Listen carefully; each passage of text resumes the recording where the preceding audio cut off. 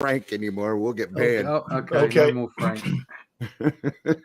I'm surprised he's still on YouTube, but they either haven't discovered him or decided that they have a sense of humor, which is a shocker. So yeah, that would be a surprise, wouldn't it? That's doubtful, isn't it?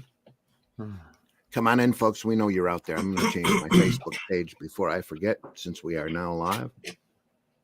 Let's see how this works. Had to redo some of my bookmarks late last night for Indie Comics Network reasons. Look here. Public. All righty. We are now public. Come on in, everybody. We see you out there. We know you're there. Chat is open. In fact, Nita's in the house already. Says you can help support the Indie Comics Network by sending stars. We are monetized and growing over at the Indie Comics Network. So if you haven't subscribed yet, please do. And, send some stars and help cover our expenses for the professional StreamYard software and other things, even though wonderful YouTube keeps 30% of it. So we want to note the passing of Ramona Fradon this morning. She passed away last night, the young age of 97. Had a full life, and I just want to say she was one of those artists that these silly DEI, modern DEI people want to refuse ever existed, who had a very long-running career in the Silver Age, did phenomenal work, did comic strip work for, did Brenda Starr for, I think, 20 years or so after that, and needs to be noted in comics history, is one of the greats. We looked at her art of Ramona Fradon a few weeks back, and I deeply encourage you, when this program is done, to go over there and take a look at that one, because I was especially proud of that. It's a great book, great art collection by Dynamite. Well worth your time. If you're not familiar with her and her work, you really, really need to be, because of some great individual style. It's great stuff.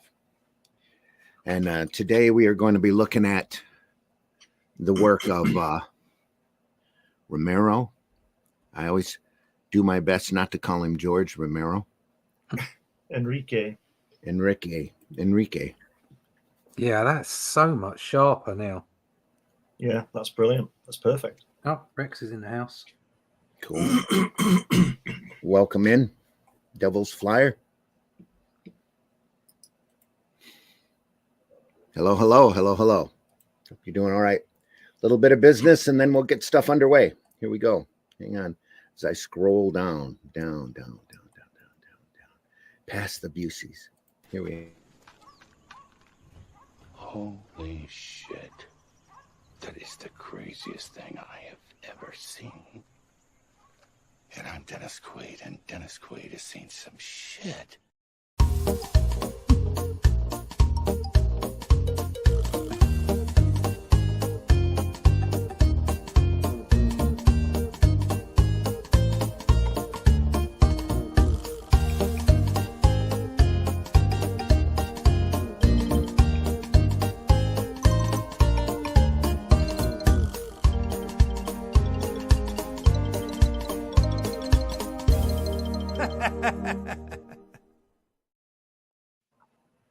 Hey, everybody. We're here, Sunday Funnies, for, what is it, the 25th of February, 2024. I'm your host, Randy Zimmerman. You can find my work over at aerocomics.store, where you'll find a lot of products and hopefully a lot of new products over there. If they haven't been added yet, they will be shortly. I've got a book over there I didn't even crowdfund for, called Alice in Chains, that I'm particularly proud of. Some great artwork. And a great story. We hope that you enjoy.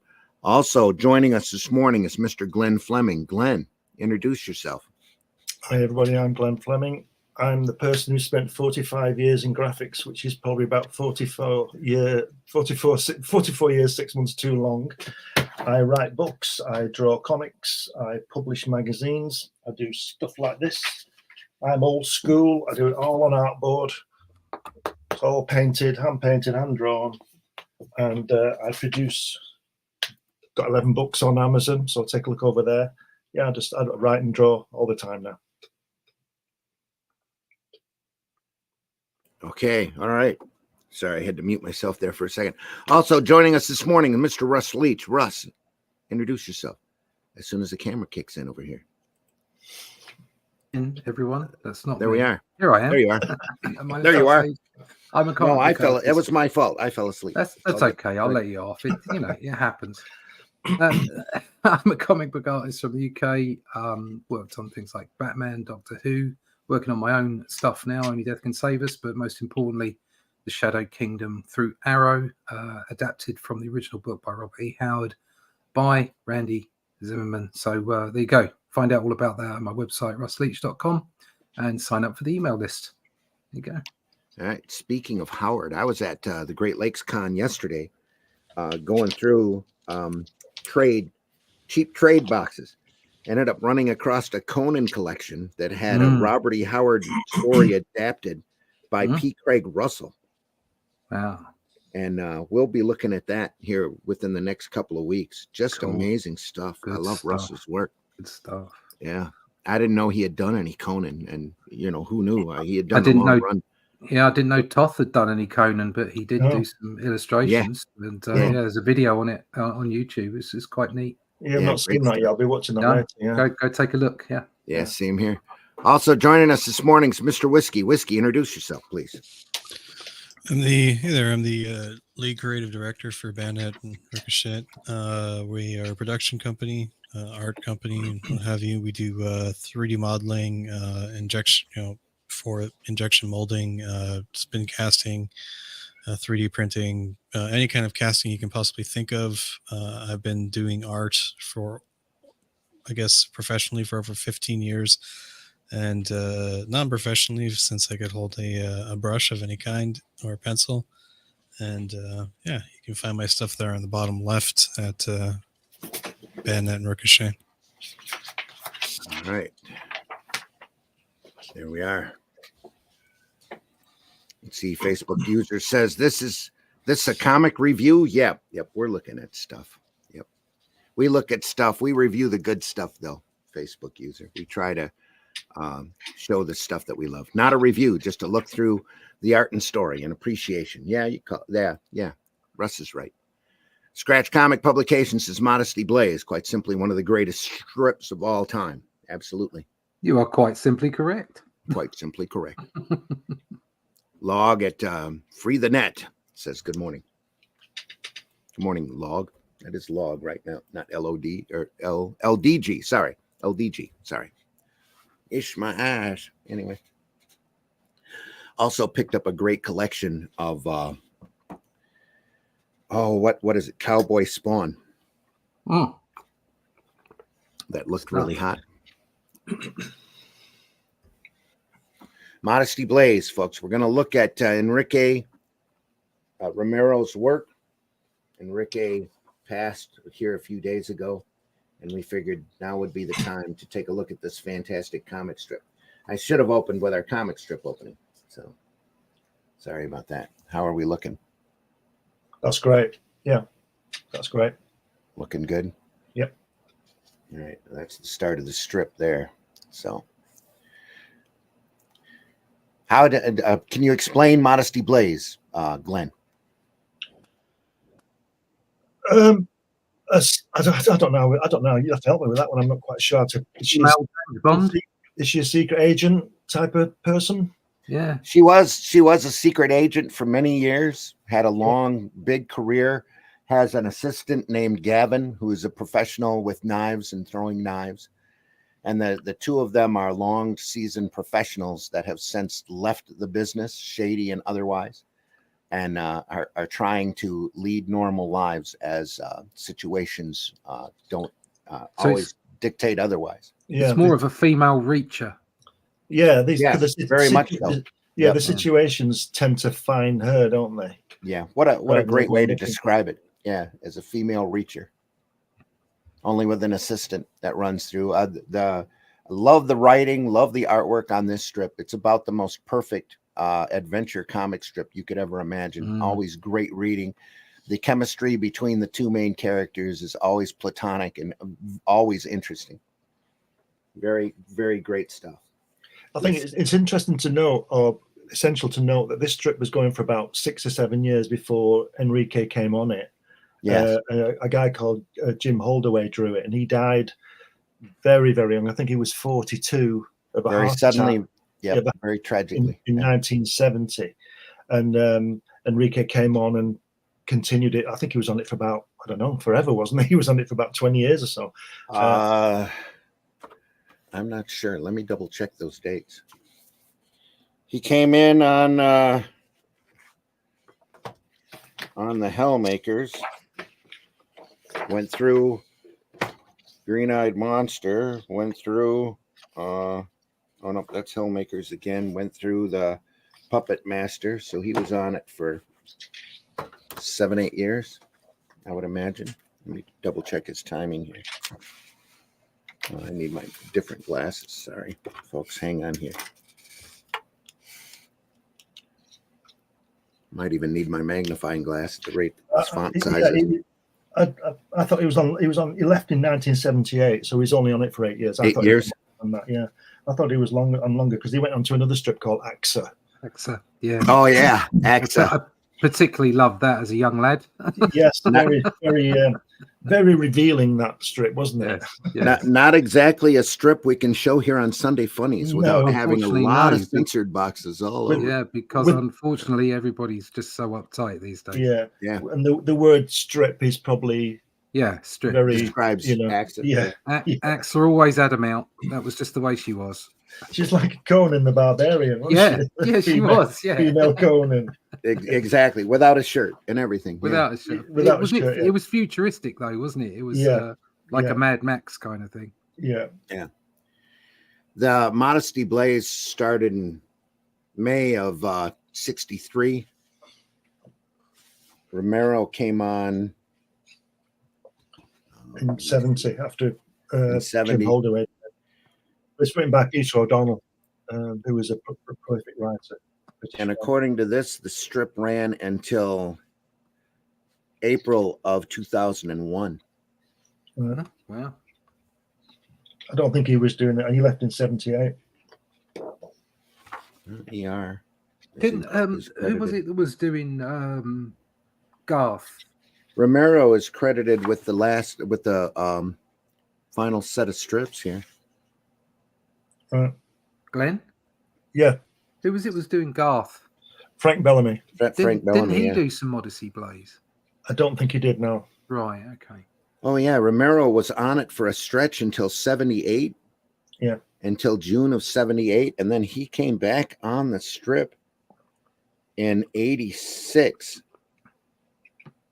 and ran it until or drew it until 2001. Wow. Yeah.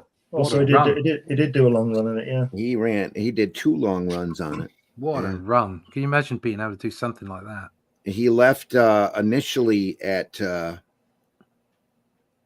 October 31st, 78, and then come back up on it on October 9th, 86. Wow. So he was gone for 8 years. He drew AXA for the Sun, and they cancelled it. So Peter O'Donnell offered him the Modesty Blaise strip again. So that's when that was his second run on it. Yeah, and he went through it all the way till the end. That's amazing. Fantastic. What a huge body of work. Yeah. Wow. He drew 59 stories. Oh, man. Each story was usually around 10 weeks. Yeah. And it was daily, Monday through Saturday. So, yeah. That's a lot of work. As we said before, he one of the funny stories that he told me, I interviewed him for Crikey magazine, and you can get that from me if you want to get it, you people out there. My magazine Crikey from years ago. I interviewed him, and he told me that he can only draw. He loves women so much he can only draw beautiful women. And if any of the villains were female, the editor would ask him to make them look ugly. And he said, I can't do it. So they used to get another artist to make his female villains ugly, because they just used to draw beautiful women all the time. I think that was brilliant. He couldn't draw an ugly lady.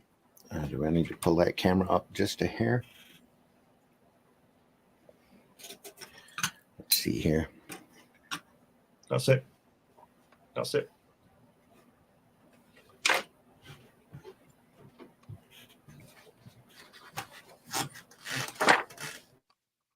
The Vanishing Dolly Birds. Yeah. What we're looking at. Can we see it all right? It looks like it's adjusting again. Yeah. How's that? That's okay. Yeah, that's good. All right. Yeah, it's clear.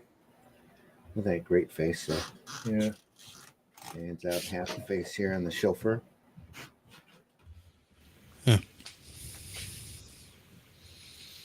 Are all the panels in the book the same setup? Yeah. Yeah, it's a newspaper strip. Yeah, it's a newspaper Oh, strip, ran daily. So you'd get that one day, that the next day. Gotcha. Each one's numbered down in the lower corner. So you know this, they know the sequence. So hopefully the newspapers carrying the strip won't muck it up. It ran for many years afterwards. They reprinted this strip and kept it alive for quite a while on the Detroit Free Press. Ran it for quite up until just a couple years ago. It's really popular.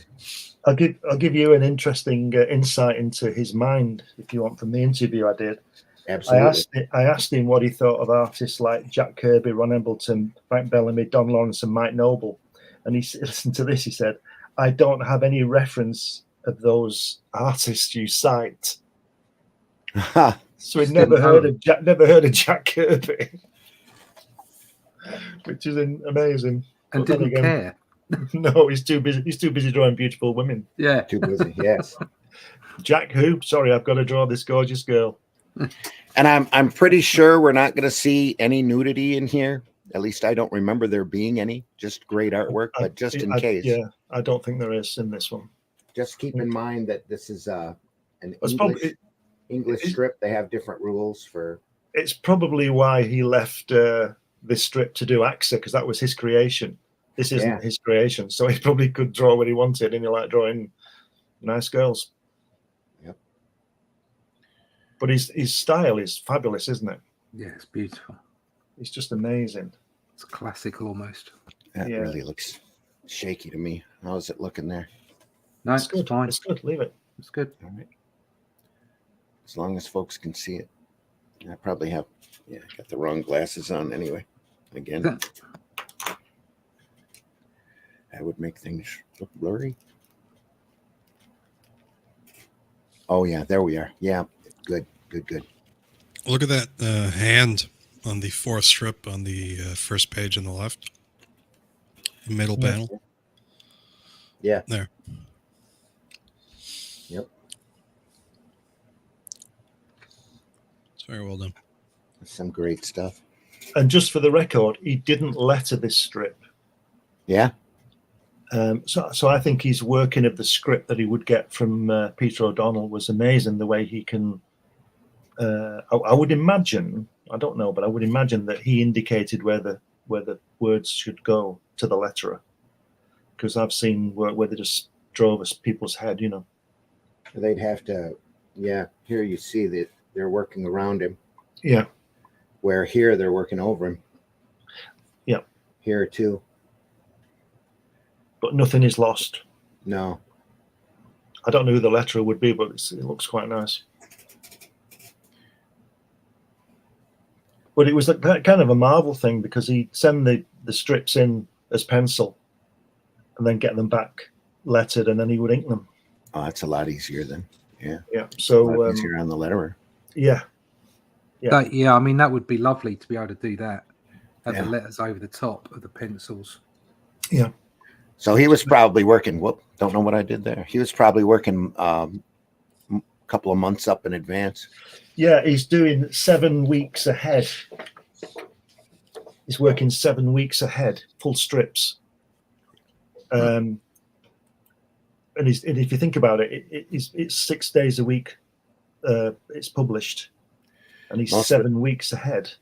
Most of the time he'd be inking the story before the story he was penciling at that point. Well, it must have been pretty tight, whatever he was doing. But there's so much detail in there, isn't there? Yeah. I've not got any pictures of pencils of Modesty Blaise, but I'd like to see them because it's like I've said to you before. You know, is it Cy Barry who used to draw the Phantom? Yeah.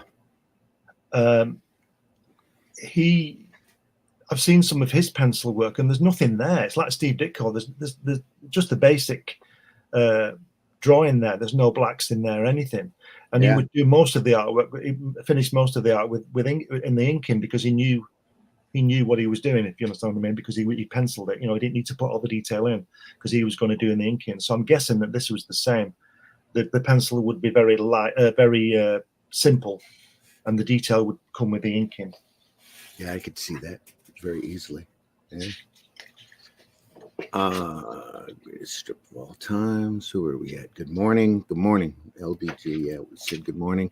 John Burns also did some afterwards, if I recall correctly. John Burns was on the strip from January of 78 until April of 80. Then Pat Wright took over after that for a very short period of time, one story pretty much. And then Neville Colvin came in and ran the strip from, or drew the strip, I should say, from February of 80 until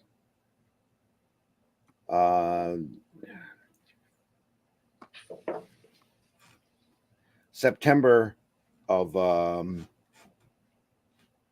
are you there? September of 86. So that's when Enrique came back, wasn't it? Yes. Colvin had a long run on it as well. Yeah, they really are. You should get the is it Titan volumes? I think Titan published them. Yeah, they did. Yeah. This is the Titan reprint series here. The second run that they did. They did a couple of other ones. I think that's Titan. Titan books. Yep. Yeah. Did that. They ran the entire set. Yeah. Thankfully. He was never approached by Marvel and DC, you know. They never approached him, which is quite remarkable, I think. Well, that explains why he didn't know all the comic book artists were. Maybe he just wasn't interested in doing comic book work. Look at that. Yeah. Yeah. That's about as close to nudity as Tim we would get. say. Tim would say that's because he was too good for them. Yeah. Well, And you know, that and their page rates were probably embarrassingly low. Besides, he stayed busy, so he wasn't out looking for work. now if you've got one of these to do every day, you're completely have your time taken up. You can take your time inking it too, depending. He was probably inking 3 or 4 strips in a day. yeah. Yeah. I think it's one of those things again, like we said about all the greats from the 60s, certainly, where they were just, hate to use the word, but slogging and getting them out and working long days and nights and just getting the stuff out, you know.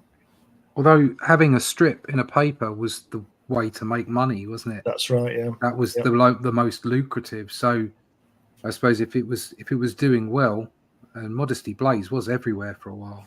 Yeah.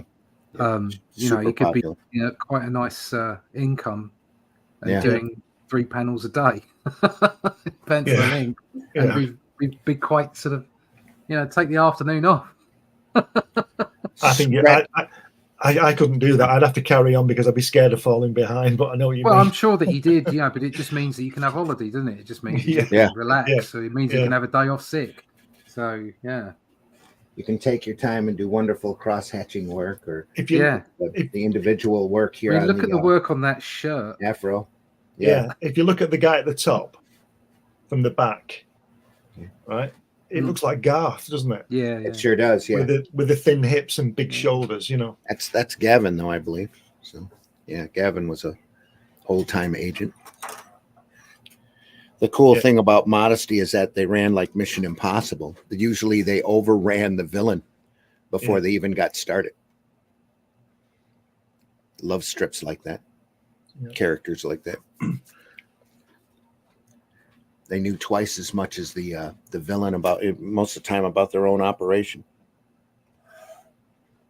Yeah, it's fantastic work. Look at that left-hand page of the bottom panel with the girl where she's got her eyes closed, where the guy's holding his head there. It's very 70s look, isn't it, with that haircut? It's almost like the Afro style that the ladies used to wear, and the big earrings and everything. It's fantastic. big tight perm. Yeah. Almost modern. Well, everything comes around again, doesn't it? It sure does, yeah. And look at the black. Look at that second page. The bottom panel, bottom left. The black. He just filled her hair in black. Yeah. Isn't that amazing? That's Modesty, though. Modesty's hair is just solid. I was going to say, I wonder if he does that to make her stand out all the time, because everybody else you can see all their hair, but that one, that's girl, very likely. Modesty is fantastic, isn't it? But it was like that with look at that face there. That's amazing. Yeah. You think about the Conan stuff, not the Savage Sword of Conan stuff, but the Conan monthlies that Buscema inked himself a lot of. And you look at the hair on Conan, and it's like there's a highlight in it. The rest of it's just solid black. Yeah. It just didn't, that was what he wanted. I mean, even if you look at that guy on the left hand side there, he's got a couple of like the guy with the moustache. Yeah. He's got a few highlights, but there's a lot of black in that hair, and his jacket as well. Look, solid black jacket. Yeah. Well, back then you didn't know what size these strips were going to come out at, so you had to be as plain as possible. You had to be able to be seen from a distance. So, so you do, great faces like that and very simple setups. It's a great shot. Change of perspective here. Straight profile there. You don't see those very often. And we talked about that before on the channel. It's probably why Kirby did fairly well with the covers. Just because he had like a very visible style. Yep. Could see it from across the room or what have you.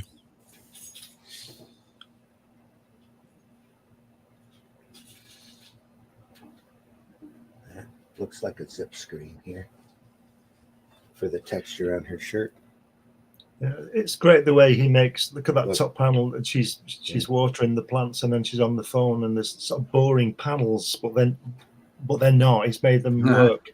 On the phone, water. I mean, how interesting is somebody watering the plants? But it's really good. It is. You've got to make those panels exciting. Yeah. And the story has to move. Yeah, it's got flow. Yeah. It's always the writing on the story has to move. Your middle panel is pretty much the movement of the story. The first panel's the catch up. Second panel is the actual movement. Third one's the build up to the next day. Yeah, it's like the cliffhanger, isn't it? Picked up. Yeah. And then when you come back the next day, you've got to tell everybody what's going on again. Yep. It really is a difficult thing to do. Very much like a song, though. Beat, beat, beat, beat, beat, beat, beat, beat, beat. Yeah. Whether you're doing 3 panels or 4, or especially on an adventure strip like this. Hey, yo. Good morning, gents. Good morning, Plungecast. Hope you're doing well. Russ was saying about the shirts before. They're great, aren't they? The textures on those shirts and stuff. It's all good. All the For no wrinkles are good incredible. reason whatsoever. Yeah.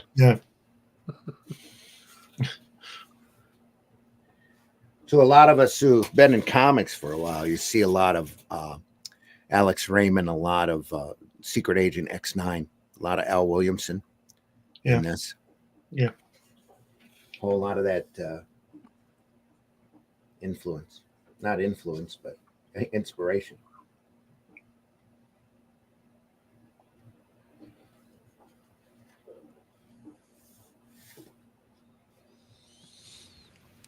Man with a fro. Yep. Not uncommon for that time period. Get that motorbike now. Where are we looking? Right hand page, third strip. Yeah, lovely. There we are. Brilliant, isn't it? I love the way on the bottom strip he's gone into the next panel. Yeah. Yeah. That's really sweet. That's great. Very dynamic. I was looking at the up the nose shot here. Yeah. Worm's eye view. Really, really well done.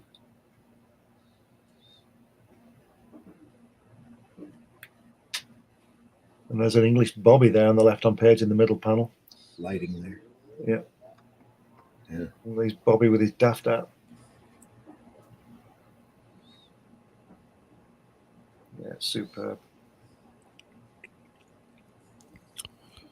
It's really like how he's not afraid of using really deep shadows and black and Solid. high contrast. He's not playing around with lines unless he needs to. This guy's not Unless he needs to afraid do of a great drawing tone. anything. Yeah.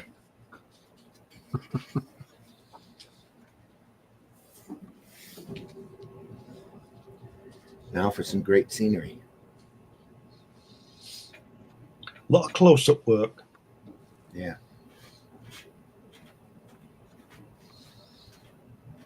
Not afraid to pull that camera back there. This strip is pretty good. Yeah. I mean, not pretty good. It's really good. Look at that. There's no pretty good about it. That's pretty good. Yeah. Yeah. Pretty good. He's got modesty down too. Look at it. It's the way that he holds features. Just Yeah. that's the whole spirit of that. Just great stuff.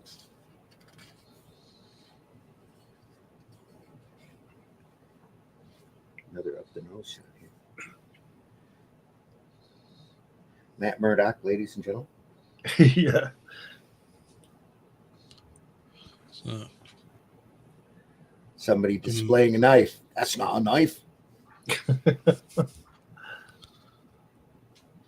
Yeah. this is a masterclass in talking heads. Yeah, absolutely. Never stagnant though. Oh, there's Russ. Russ is in it. Look, Side left-hand view page, straight up. bottom middle panel. That's Russ blocking someone. Right there. Yeah. No, he's got too much hair. Yeah. Russ from 10 years ago. Yeah, Russ from 15 years ago. Yeah. Before he drops the guy. There he is again. Look, in the next page, in the middle, on the second tier. Yeah, I can't jump that high anymore, unfortunately. Come I'm on, getting a bit old. Come on, you never could. I could jump quite high. Zip screen back here just to break it up. I could jump quite high when I was playing football, but I was never trying to maim anybody. And, it was always just a happy accident. Yeah, they were always trying to maim me.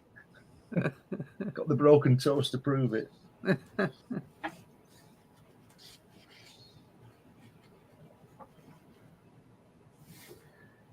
It's a clown.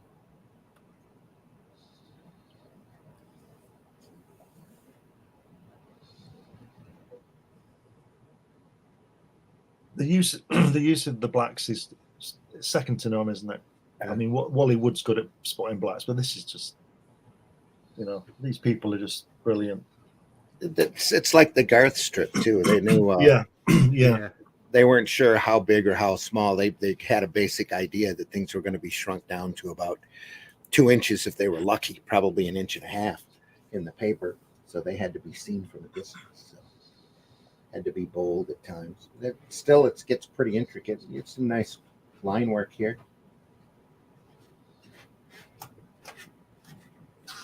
Great bird's eye view shot there. What do you think they were drawing on? 1 up, 2 up, something like that?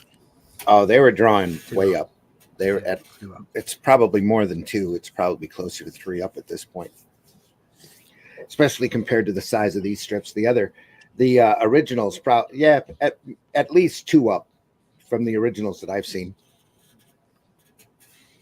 I was talking to a longtime collector yesterday, and he offered. He goes, "Oh, I got this great Romero painting at home that I'll try to take a picture of so that you can post." And I says, "Well, we're on the air at 9 a.m." He goes, "Forget it. I can get up that early." Yeah.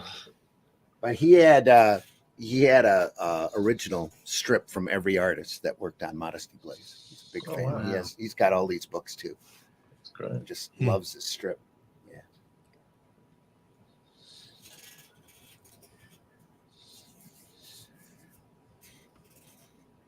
In fact, that's the guy I bought my spiral rack from.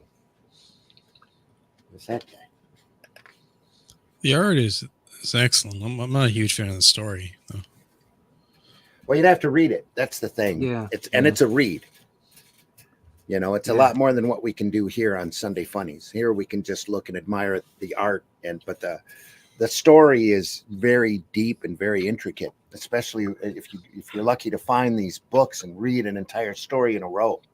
The collections are just amazing. And yeah, you won't get much better story than Peter O'Donnell. Very, very hard to find.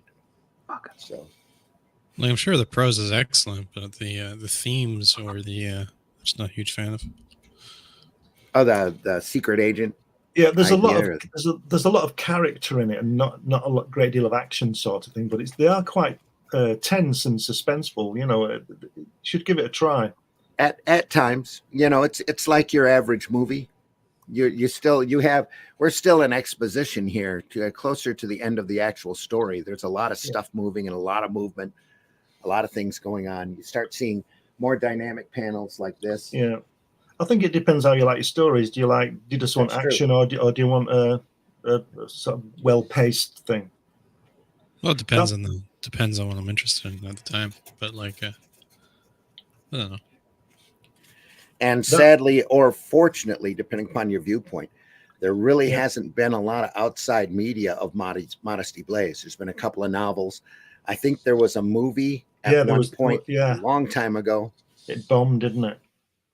As I remember, I think they changed a lot of it, like they always do. Did they do a Modesty Blaise story movie? Yeah. Yeah. I didn't know that. No, we lost the camera. Sorry, it's zooming in and out. There it is. It looks crystal to me. How does it look to you? No, it's all. Are we good? Can't see any of it. Well, you can see it, but it's awful. Like if it was it was fine. Like if it was a Western, I would be I'd probably be interested in even with the same type of characters and stuff. I'm just not a huge fan of the. It's just the subject matter. Yeah. How about if I tighten the camera a little bit so we have to look at 2 strips at once?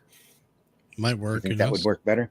Oh, wait, it's clearing up. No, it's cleared now. Don't touch it. All right, leave it alone. Maybe it just needed time to focus. If you look at the right-hand page, third strip, it looks like Steranko, doesn't it? With the girders in on that third panel. Yeah, quite graphic. Sort of a Steranko thing there. It's that noir look, is what it is. Yeah, it's like the old film noir movies. It's really sharp now, really clear. Good. I'm afraid to turn a page now.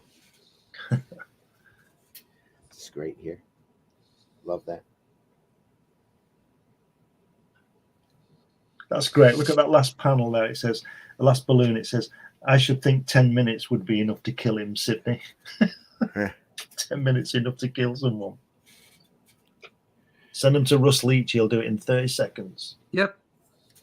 There's so much great characterization and just the 2 characters, especially the interplay between Modesty and Gavin. It's just amazing and just really well done.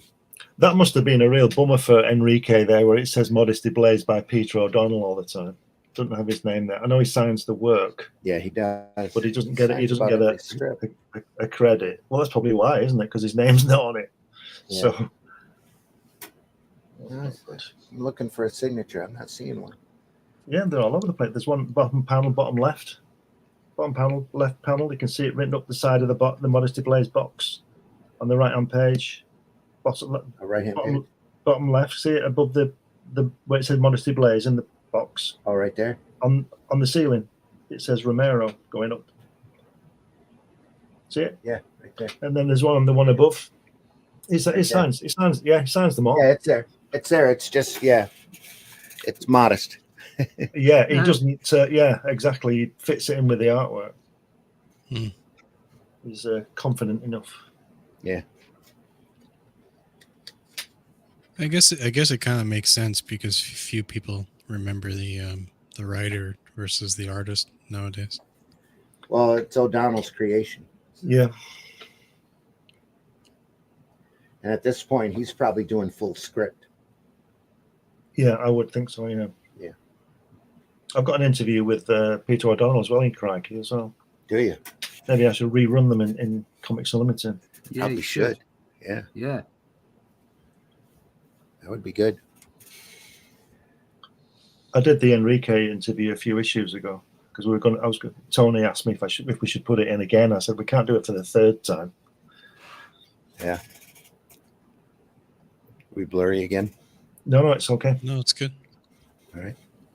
Look at those bottom two panel strips on the right-hand page with all that black in them, with his jumper and his jacket, Yeah. and the car, and then there's that great left panel bottom strip. Mm. Oh, it's Half day that fantastic. day. Yeah, he's going on his holidays. Yeah, Yeah, you got deadlines. There's a very popular video game that had came out not too long ago called Cyberpunk. It had Keanu Reeves in it as a cameo for one of the characters. And one of the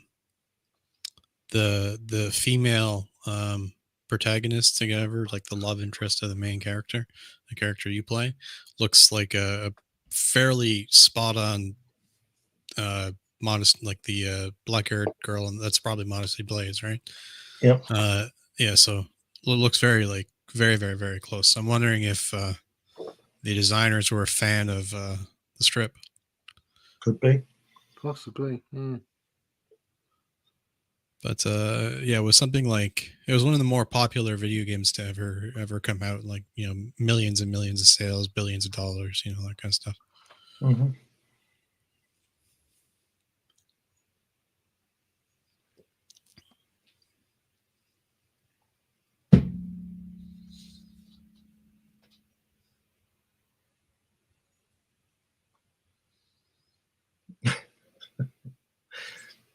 Well, you've heard of it now, Sarah, so you should check it out.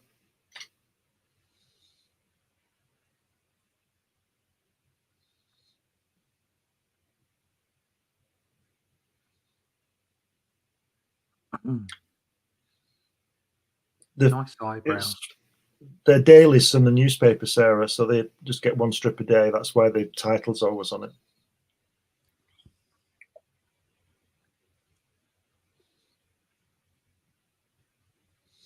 Brandy's just furiously pointing at stuff because he can't speak at the moment.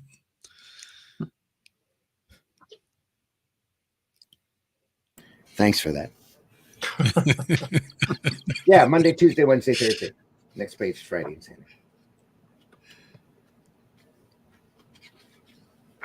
Everybody was quiet while I was speaking. I didn't realize I was still on mute. Anyway. There's a little bit of action. Whoa. Just chopping someone's head off there. Wow. That's, Junk. Chop, Yep. chop, chop, chop, chop. Oh, dear. oh, yeah. That's just punk. Is that a real person or is that a mannequin? It's a It's a mannequin. mannequin, I think. Yeah. I don't think they get away with that. This is very casual. It's a nice drawing of a British black cab there, Russ. You see that on the Yeah, right-hand it is, page? isn't it? Yeah. Really, really nice. Yeah. Yeah, you rang for a cab, Goof? Me? No. Well, just get in. Gov. Get, You rang for a cab, Gov? No, me? No. get in just the same. Willie. It's Willie.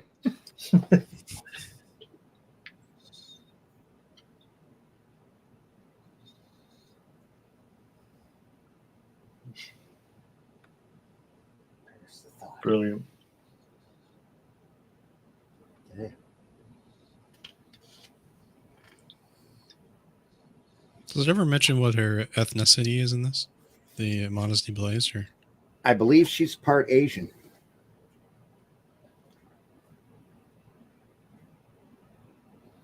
And she's had a very rough life that includes a lot of child trafficking when she was younger. Hmm. She's gone through a lot of shit.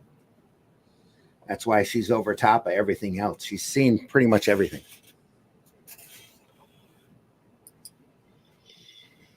And that's why the government keeps using her, is because she's that efficient. She's seen everything.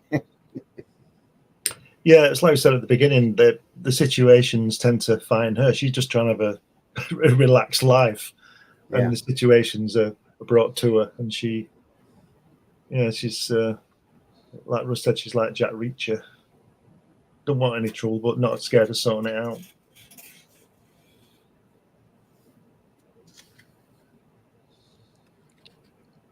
So have any of you watched the Reacher show? Oh, yeah. Is that the guy who looks like Captain America? Should be. Yeah. Massive. He should be Captain Yeah, America. He should be He is Captain America, isn't he? Captain America. I've That never- show, I saw the first series. I haven't seen the second series yet. The first series was bloody brilliant. I've not seen the. I've only seen the clips. I've not seen any of the It's a complete breath shows. of fresh air. Like If he's you in get the prison with that guy and he batters him, you know. Yeah. if you get a chance, the pilot just sets for the first season, just sets everything up for the character incredibly well. Yeah. See, Very- he walks very in, they don't know who he is. They have no idea what's going on. And yeah, the entire plot for the season is set up right in that first episode. Is that the fight where he tells them one of you's going to drive or one of you's going to get Yeah. away with not having any injury, and it's like, yeah, you got to drive the rest of them to the hospital. Yeah, you got to drive the rest of them to the hospital. They Yeah. all Is laugh at him. is it Tom Cruise as well? Is he Jack Reacher in the film? Tom Cruise did two Jack Reacher films, which Right. were, considering how tiny Tom Cruise is, Yeah, it was actually quite presentable. They were quite enjoyable films. right.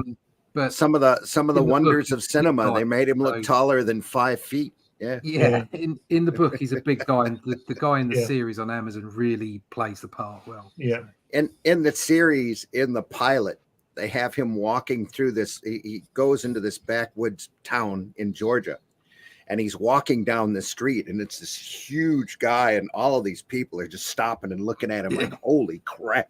Holy crap, look at the size of that bastard. Yeah.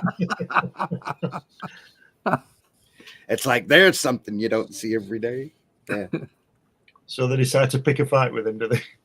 Oh, they're paid to. Yeah.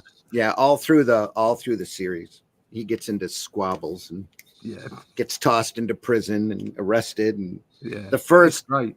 the series opens with him getting off a bus and walking into that little town. Oh, so- There's no direct bus drop off there, so So he's it's Rambo. Rambo, is it? very much so. Yeah. Walks a bit, few yeah. miles, Yeah. goes into a greasy spoon, has some chit chat with the waitress, gets a piece of pie, and Yeah. he's about to eat it, and all these cop cars come wheeling up, Yeah, I've seen that. Yeah. come in storming. Yeah. He never does get to eat a piece of pie He never until the gets very that end of pie, the no. series. Yeah. Very good. So it's the opposite of Twin Peaks, where the whole thing's about The whole thing's Yeah. about pie. damn fine pie. Well, in the second series, they flesh out his background a lot more, and there's a lot of people that he interacts with from his military policing experience. He's a military investigator, and you discover he has an extreme weakness for Clark bars, which are a What? candy bar. Oh. There you go. I thought it was good in the Tom Cruise one where he gets arrested and he says there's about 6 or 7 officers around him, and he says there's 2 things going to happen or something. He says, "I bet you all a brand new Mercedes. I'll be out of here in 5 minutes or Yeah. something." And then is it Bill Clinton she talks to? Something like She's- that. Yeah. She says Bill, and I got the impression it was Bill Clinton, and he gets set free. And he says, "You Yeah. should have took me up on it." Well, he gets arrested. They have to restrain him with Yeah, plastic bands because they don't have any cuffs that are that Yeah. big.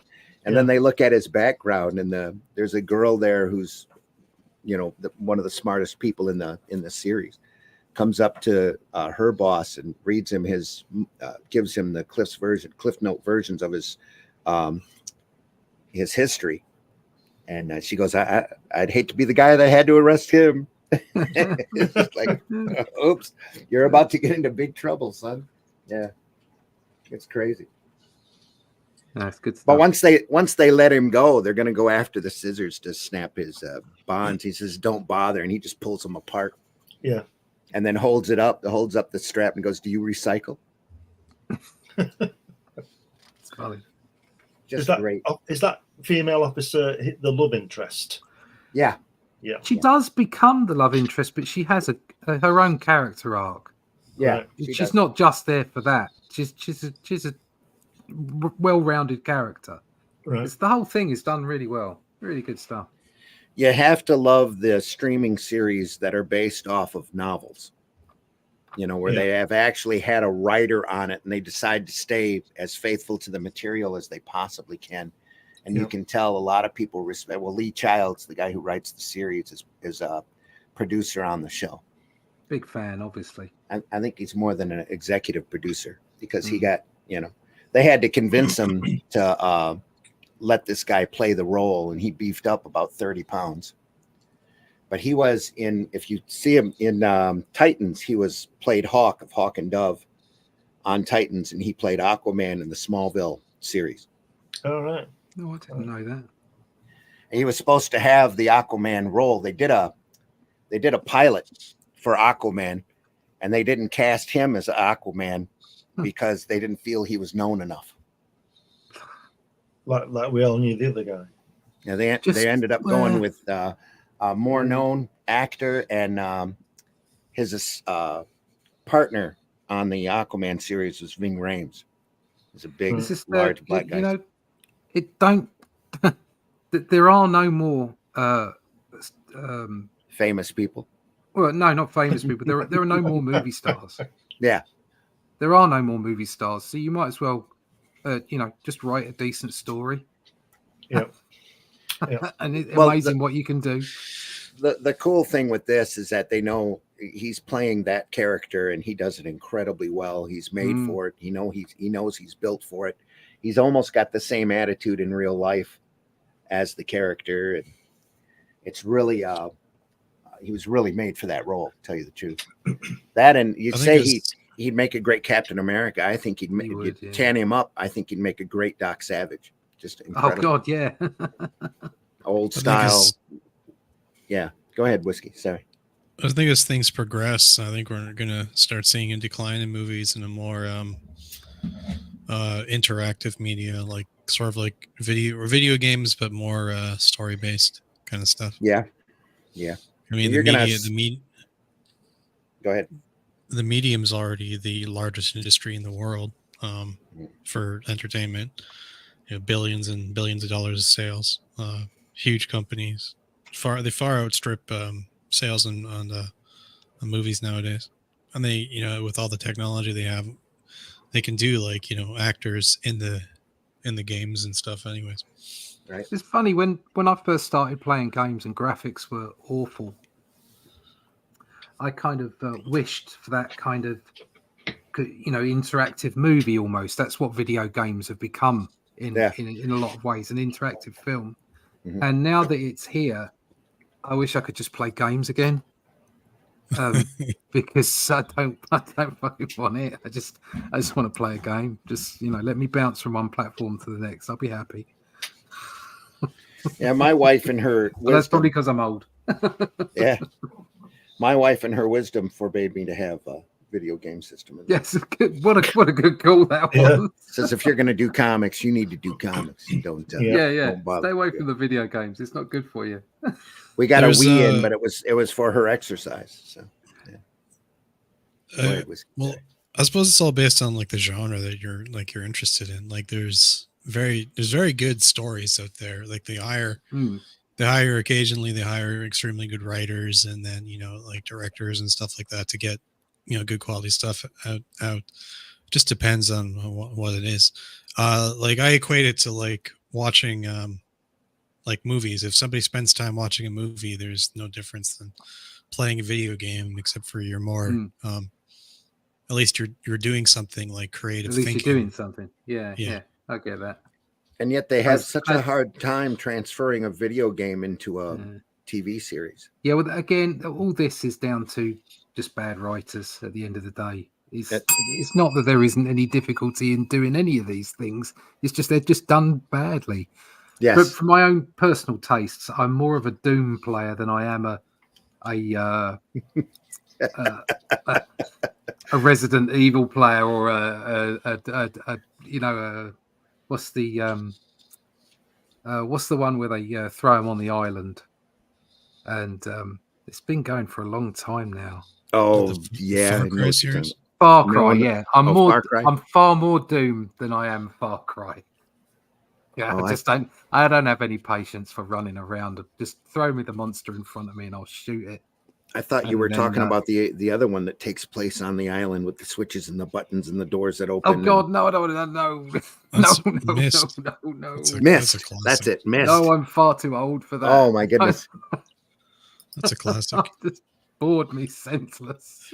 It's weird to say that the pandemic got me deep into comics. Awkward. Mm. Truth. Cons as well. Yeah. So I let's see, personally did miss like anything else? I like sci-fi. Yeah, Anything yeah. with a spaceship.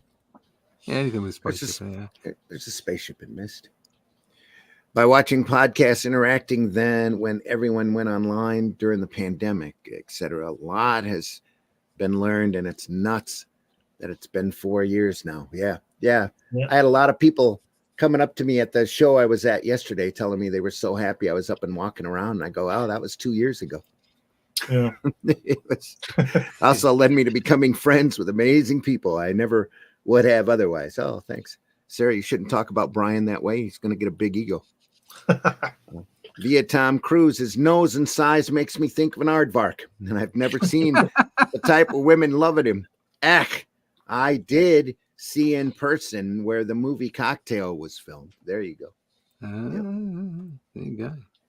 Oh, well, Yeah. I've been to that. Is that Jamaica? It's that Falls, isn't it? I think so.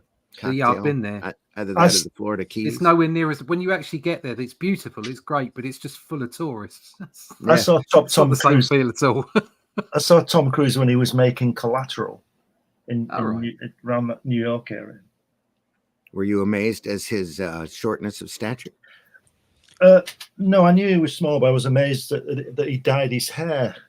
Oh, He was Okay. he sort of dyed it grey. He looked I fantastic. knew he was small, There but I you didn't go. know he was Yeah. that small. Yeah, I think he's good. I like him. I know he has a bad reputation in his private life, but I don't care about that. I think he's a good actor. at least he can see eye to eye with Danny DeVito. Did you? What is he Did you like? ever see 5? Star No, he's Stories not quite that short. in the UK, Glenn? Say that again. Star Stories. Did you ever see that? Say again. Did you ever see Star Stories? No, what's that? That was like a comedy program, early 2000s, and it's just this 5 group of comedy actors that would recreate people's lives, their Right. bios, but it was obviously completely taking the mickey. And they had every time they spoke to each other in the scenes, it would always be with a full name. So John Travolta would come in and see Tom Cruise, and you say, "Hello, Tom Cruise," and go, "Well, hello there, John Travolta." It'd be like that. And so John Travolta came over on the plane to talk to Tom Cruise about the religion they're into. Was it scientism? Scientology. Yeah. Yeah. Yeah, Scientology. they had science, and they were like going around. He was flicking his hair and everything. And John Travolta was in a pilot's outfit and everything. And he says, "Here, Tom, come out to the garden with me, so I can explain it to you properly." And he went, "Look over there," and Tom Cruise turned around. He hit him with a shovel. And when he woke up, he was like, "Scientology." It was very, very funny. I've not seen it again. They obviously just cancelled the It's whole been thing. For banned. obvious reasons. It Yeah. was very funny. Very, very funny. That probably got one play and a nasty call from the Scientologists. And Yeah, whoop, it was. just- I think it was on Channel 4 when It's never- Channel 4 was a decent, Yeah. a half decent channel. never to be seen or heard from again. Yeah. Yeah, more One people more go to the s- one screens more for their for the- comic consumption. Yeah. One more Go for ahead. the Scientology mafia. Yeah. people go to the screens for their comic consumption a lot more than they used to. It's no doubt why they stopped being on regular spinner racks or the like. Yeah. Well, unfortunately, anymore, they boast that they don't even follow the material, which is why they're not making any money. Well, part of the reason why they're not making any money. If you just did it properly, you'd be fine. Less What's reading this and more about? watching. Elon Blame. going to buy Disney. What's that about? Is that Well, I don't know, but he's talking. It's just a big rumor at the moment. I Right. don't think there's anything serious in it as yet. It would be funny if he did, though. He's not. We were saying if he does buy Disney, Randy needs to talk to him about taking over at Marvel. I think there's there's rumor that he's just quietly acquiring stock, and they're waiting for the April meeting so that Peltz and Pro Mutter and Elon can walk in and go, dudes, we got boards, seats on the board, and we're going to turn this around. So somebody needs to. It's awful. He's also doing his own search engine as well. Like that's in the works apparently, like a replacement for Google. He's doing his own everything at this point. What concerns me is though, like I don't trust Elon. Like no, neither do I. He says he's all free speech oriented, but then he hires like a WEF puppet as CEO, and like power corrupts. So he's becoming like absolute power. Like if power corrupts, like power corrupt, you know, he's a poster child for a supervillain. You know, he is a supervillain. There's no doubt about it. We're all going to be we're all going to have Tesla bots in our house within 10 years. I think. He takes over the world. He's actually Dr. Doom. Yeah. Yeah, he is. Jamaica. We're all calling John Travolta hysterical. He dressed like his child named Pilot. Haha. No, John's a professional pilot. He could actually fly for the airlines if he wanted to. Yeah. That's why his kid's name is Pilot. He flew Oprah to Australia, didn't he, from California? Just to add to his carbon footprint. Yeah, 600 other people. They won a competition on her program or something. And he was the pilot. They took off, and he walked out with his pilot's hat on. That's funny. That is hilarious. The plane. I was going to say, who knows how many islands he's flown to? Oh, if they think the comics are like what Hollywood has been producing, it's not helping. Yeah, no, it's not. It's not helping followers being led into the comics. No, not at all. Not at all. Not helping. Bringing in followers. Dirt. Okay. All good. Well, let's hope he makes a good Modesty Blaise movie. Yes, I know he is. He's just being a smartass, but it's better to be a smartass than a dumbass, right? Yeah, that's right. Yeah, agree with that. Well, I think Russ is right though about the writers. Though, if you got a good set of writers in anything, like we talked earlier about the Panama character, the one that looks like Modesty Blaise in Cyberpunk, one of the main male love interests in the thing, that was adapted from an RPG, right? Like a role-playing game, a comic book, illustrations, some basic prose, like not much there, but it was faithfully adapted to a video game, and like you go into that universe and you look around and interact with all the characters and all the stories there, and it's faithfully done. It's actually a really good story. So I don't it think all comes down to just writing well. You see, if they had any sense, right? If somebody was going to put forward a proposal of making a Modesty Blaise film, just use Peter O'Donnell's words. Absolutely. You know, like Stan Lee things with the Marvel things. I mean, I know he's corny and everything, but they work. That's why they're so popular. So just use that. Like, you know, and I'll say this, like you two have been true to the Shadow Kingdom material, and that's the way it should be. You shouldn't make your adaptation of it unless you're writing your own story. Do you understand what I mean? Yeah. But if you want to, like you've done, I think you've done a fantastic thing with that book, because you produced the artwork and you've taken the prose and you've put it in there, and I think that's the way to do it. I've said that before, like with Stan Lee. You know, if I was going to make a Fantastic Four movie, I would set it in 1965, you know, with skinny ties and hats in New York. Absolutely. And that would be it. And they would talk like the books do, because they're of their time, and that's what we're looking at. Well, it's like it seems like there's a dearth of imagination, but also an inclination to remove history and to remove what's good about what's come before. Yeah. Because if they had any sense, they'd have made Fantastic Four properly. They'd have done it exactly as you just suggested. And just like the Captain America First Avenger, at the end of the movie, they'd have traveled them in time forward to the MCU in the current day. Yeah. That's exactly what they would do. Yeah. So that they could have their cake and eat it. They could put it into the scenario of what we've got now, make an interesting story about how they adapt to the modern day and how they work with the current MCU and what have you. And at the same time, you could still have the original origin of them and how they came together and what they were and why they were important as a family, and tell that story in the same way as you did with Captain America: The First Avenger. You know, like it was about him as a person. It wasn't that he was a superhero. It was that he was a great person inside. He was heroic. He was noble. He was loyal, and he wanted to do the right thing. And that was the importance of the story. And then his growth as a superhero, and the fact that he was thrown in right at the end and lost his love and was thrown into the modern day. You could easily do exactly the same thing with the Fantastic Four and find yourself with a smash hit on your hands and the ability to move forward with it in the modern day. There's so many things you could do. I've heard so many good ideas, and not one of them have turned up in a film yet. Yeah, but there's so many great stories, especially in the early FFs, that they could do 4 or 5 movies before they update them, and just leave it there. If it makes money, do another one. If it makes money, do another one. You know, if you look at the first, I've said this before too, the first 100 books of Fantastic Four with Stan and Jack. There's all the ideas you need for the next 20 the ones films. you need. There you go. Everything you know? need.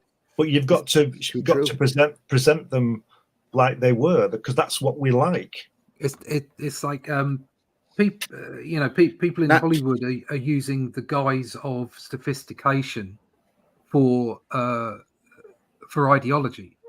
Yeah, it's like there's a reason why the Kong and Godzilla films have done so well, because people like that shit. Yeah. Well, also the reason the Godzilla stuff is being as welcome as it is because it's respectful to the material. Yeah. But what I'm saying is that they like. I think you're seeing exactly the opposite with the MCU right now. You've got writers in there that look down their nose at these properties, thinking that they're just funny. And you also they plug their ideology into it, thinking that you're also getting smarter than the material. This diversity crap as well is spoiling it. Yeah. Well, a lot of that comes with the talentless folks in the writers' room. But they have it's to go through ironic. and check boxes, and I know, but it's wrong for the material. I'm not saying diversity isn't. Oh, absolutely wrong. But it's wrong for the material. And if you think about it, the irony is, to me, is that the 2 guys who created those things were Jewish. Yeah, exactly. So I mean, no, exactly. Anyway. It's just bonkers. But they just need to write good stuff. And everything will be fine. Yeah. Just stop trying to interject ideology and politics into everything and entertain people. Yeah. That's all we want. We just want to be entertained. And that's another reason why we decided to do the Shadow Kingdom, because there's just so much dross in the comic book world at the moment. And it's it's like, it's okay to have 2 guys be loyal to each other and be best of friends and warriors without them being gay. It's like, again, nothing against gay people whatsoever. I'm just saying it doesn't have to be that way. And it seems like where you could, and I'm sure a lot of what's happening here is the accusation is, well, it's been white and gay for hundreds of years, especially in entertainment, 100 years. Okay, so now it should not be gay and should not be white. And it's like, no, that's 2 wrongs don't make a right. Well, that's not the way it works. People want to be entertained, and they want characters, and it doesn't matter whether they're straight or gay or whether they're black or white. It doesn't matter. They want good characters, but that doesn't mean it's okay to go back and change the characters that you've already created. But that's what's happened with that TV. I didn't watch it, about Anne Boleyn. Yeah. You know, one of Henry VIII's queens, Yeah. it was portrayed by a black woman. Well, Anne Boleyn wasn't black. No. Yeah. And I saw a No. black woman being interviewed a few years ago saying that white people should keep away from the Black Panther movie because it's not for them.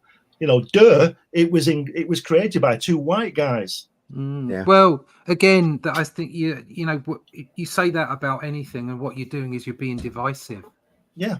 It's like I thought that I didn't think that the Black Panther movie was as great as everybody said it was, but I tell you what, it's better than everything they've done since Endgame, and it was a good, solid, fun film.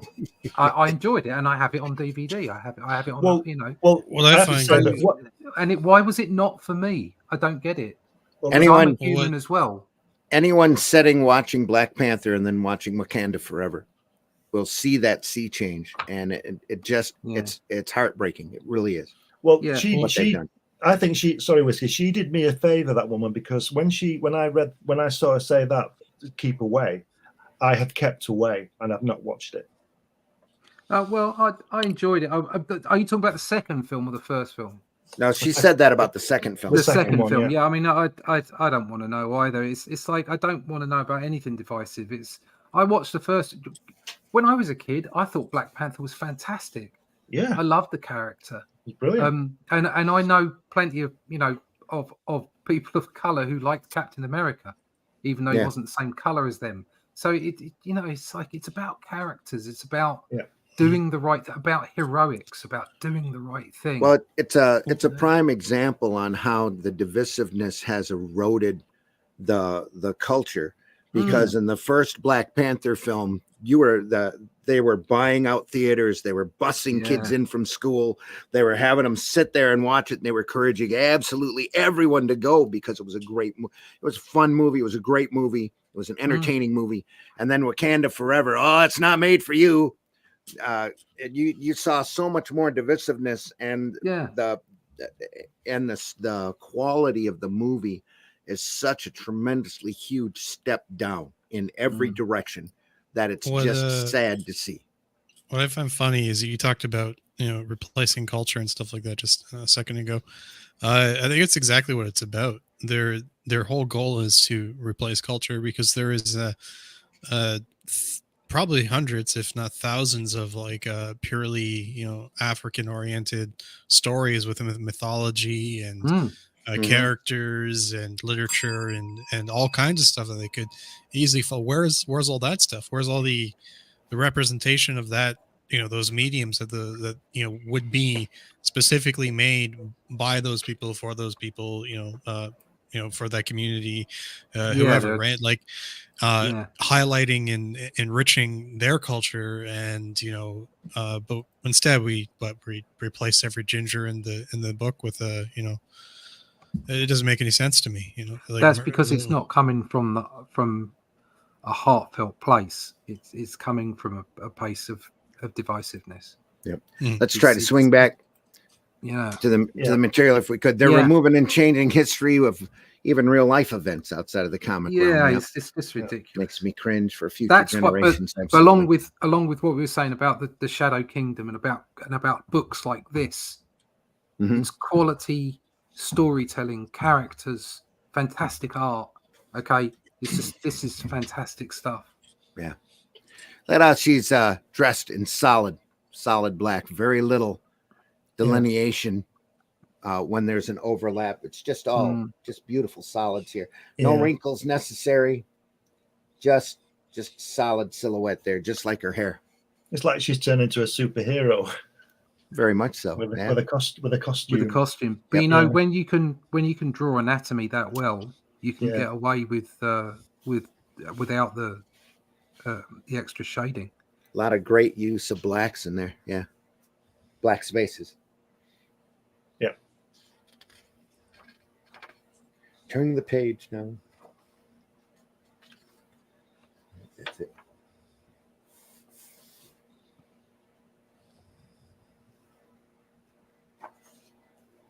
Yeah, it's beautiful stuff, isn't it? Yeah. Mm-hmm. It's like Gavin Classic. ended up in the hospital. Yeah. Classic kung fu fight with sticks. Yeah. The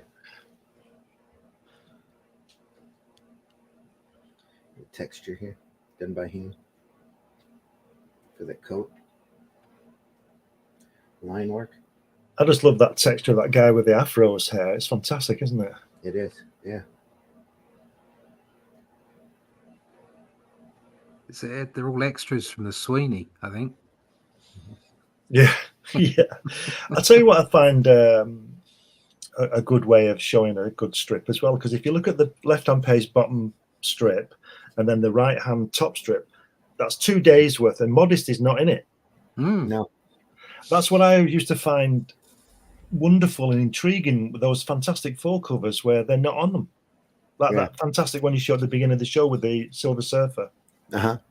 The FF aren't on them. They're not on the cover of their own book. And I think there's like a confidence in there. Yeah, you're not wrong. You know, Massive. It's a brilliant thing. And as we all know, a lot of the best Kirby covers for the FF weren't on them. Silver Surfer was the focus of that story, but or like the one with Ben Grimm where it's just the thing on the cover in the rain, right? Yeah, it's a classic. I think a lot of comics nowadays don't see massive runs like you would see back in the day. No, You're lucky to have somebody have the same group on 6 issues in a row. Extremely lucky. And even that's usually just one story, depending upon what they're doing. They need to get back to single issue, real tight storytelling, but I don't think you're going to see that happen. The Junk Men. Great work here. Feathering. Yeah, I was looking at that. And the hair looks really heavy, doesn't it? Yeah, it does. Like she's got real good hair, you know. It's got some weight to it. That's Axe's hair. Yes, it is. Yeah. In fact, I've got a picture of Axe. If you just want to put my screen on, and it can see the similarity. I'll cover. I hope she has an appropriate top on. Yeah, she's got all the clothes on. Don't worry. Okay. There you go. Yeah. Look at that. It's one of those rare instances when she has a top on. Yeah, that's why I put it in, because I wouldn't have got away with it, because I got slammed for that. There you go. Anyway. Yeah.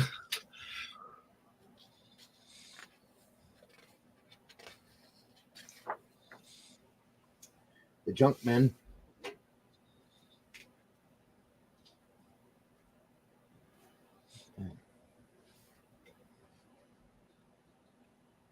Gone a bit blurred again now. Give it a second. That's it. Yeah, that's getting better now. Yeah. Probably whatever modification you did to the camera. Glad I updated. Yeah. It's probably 5 years outdated. As a negative space here, it's just solid black. Yeah. A lot of open panels, more open panels on this one. Solid black on her outfit there. It's beautiful. Yeah. More in the daytime. Like she's shading her eyes from the sun. Yeah. The Jeep's good as well. I like that Jeep. Yeah. Great stuff.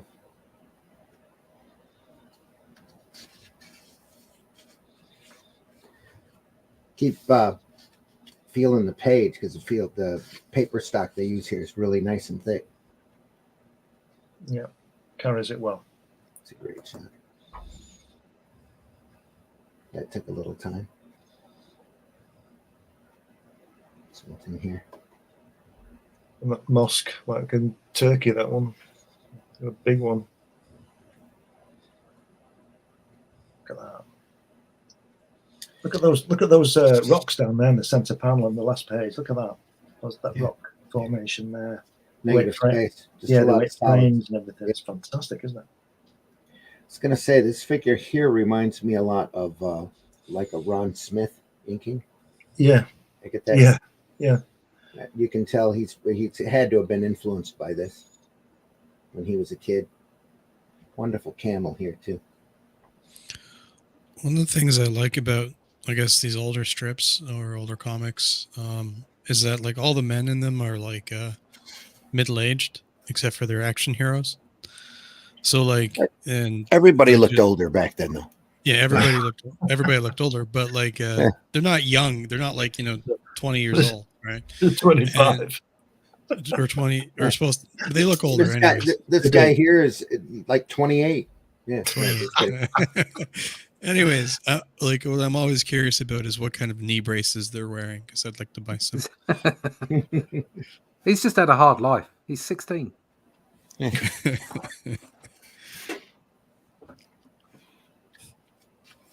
Life was harder. It was all the cigar smoke that they had back then. Dry out the skin. Made everyone yellow. Yeah, that too.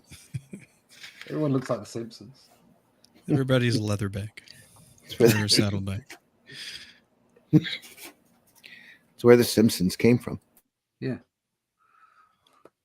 Oop.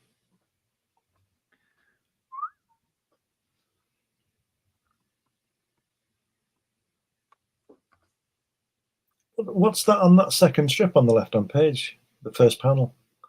What is it? Is it an insect or something? Hang on. Up here? No. No, other page. Other page. Over here. Second, that one. Yeah, is it an ant or something? I can't make it out. It does look like an ant. It is an ant. Yeah. Right. It's a lot of real they fine Ant-Men? line detail work there. Look at that. Yeah. Are they Giant Ant-Men? ant. Are they giant Ant-Men behind him? Is it Yeah, gone they to look like science giant fiction? Yeah, they are. Yeah, they Yeah. are. Yeah. Wow, that's odd. Isn't it? Like It's the gone Outer science Limits. fiction on us. Wow. Yeah. It's the Zanti Misfits. It's got to be a movie studio. Yeah. I love it when you get things like that. So I don't know, you're watching something like Starsky and Hutch and a UFO turns up, or Yeah. or actually even a little bit further on than that, like $6 Million Man. I know that's science fiction anyway, but when Bigfoot turns up, I mean that's brilliant. Yeah. Not only that, but that's the show everybody that's the episode everybody It's the only remembers. one everyone remembers is when Bigfoot showed up to fight. Remember when Bigfoot showed up on $6 Million Man? Holy crap, that was amazing. Yeah. They missed a great opportunity on Airplane. You remember Airplane? Yeah. It was taking the mickey out of those air disaster films, wasn't it? They missed a great opportunity because in the what do you call it? The real film of night, was it 1975? Airport 1975. Yeah. Airport, yeah. And Roy Thins, the Invaders, Mhm. he was one of the co-pilots in the plane. Yeah. Now, I always thought it was a great opportunity 5 years later when they made Airplane, the comedy, that the guy who played Roy Thins's thing should have been killed and disappeared, turned red and disappeared. Yeah, like the Invaders. Yeah, But they never did that. I thought that was an that opportunity would have been missed. good, wouldn't it? That would have been funny, wouldn't it? I bet they talked about it and they figured that nobody would remember the reference. Yes. Well, No, I did. Sit there and go, why the hell did that the happen? Invaders. Yeah. The Invaders was on the telly when I was a kid. Yeah. On BBC Two or whatever in the afternoon. I remember it first time around. Me TV, folks, if you still got it over here, I think they play it early or late Saturday night, early Sunday morning. Still being shown. A little bit of a segue there, but I was watching your fiance put on the first episode of Downton Abbey, and and one of the characters in there was the actor from Daredevil, as a young Duke. Really? Okay, Yeah. came to visit the Abbey. Yeah. There you go. That Downton Abbey thing was filmed around the corner from where my brother lives in Berkshire at Highclere Castle. Mm-hmm. It's literally about a quarter of a mile away from where he lives. No. But I've never watched it. I've never watched it. I watched it all in 1970. It was called Upstairs Downstairs. Yeah. So I didn't need to watch a rerun. My wife's watched Yeah. all that. She enjoyed it. I just it wasn't Right. for me. Same here. Same here. How old is this? This is 60s, isn't it? 70s, Mid-70s. 70s? Yeah, mid 70s. Sarah says it's a huge ass ant. Hope it's not a fire ant. It's like pre-murder hornets that came over here. Yeah. Murder. She says, I like you are being served. Yeah. There you go. That's classic. I'm free. Yeah.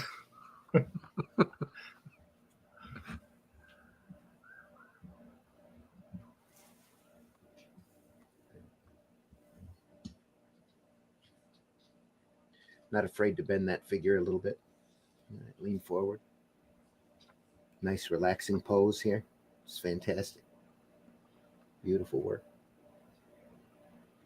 Not to mention these panels or these strips here. She's taking a bath. There you go. I wonder Yeah, if they're he the ones worked. from the intro, aren't they?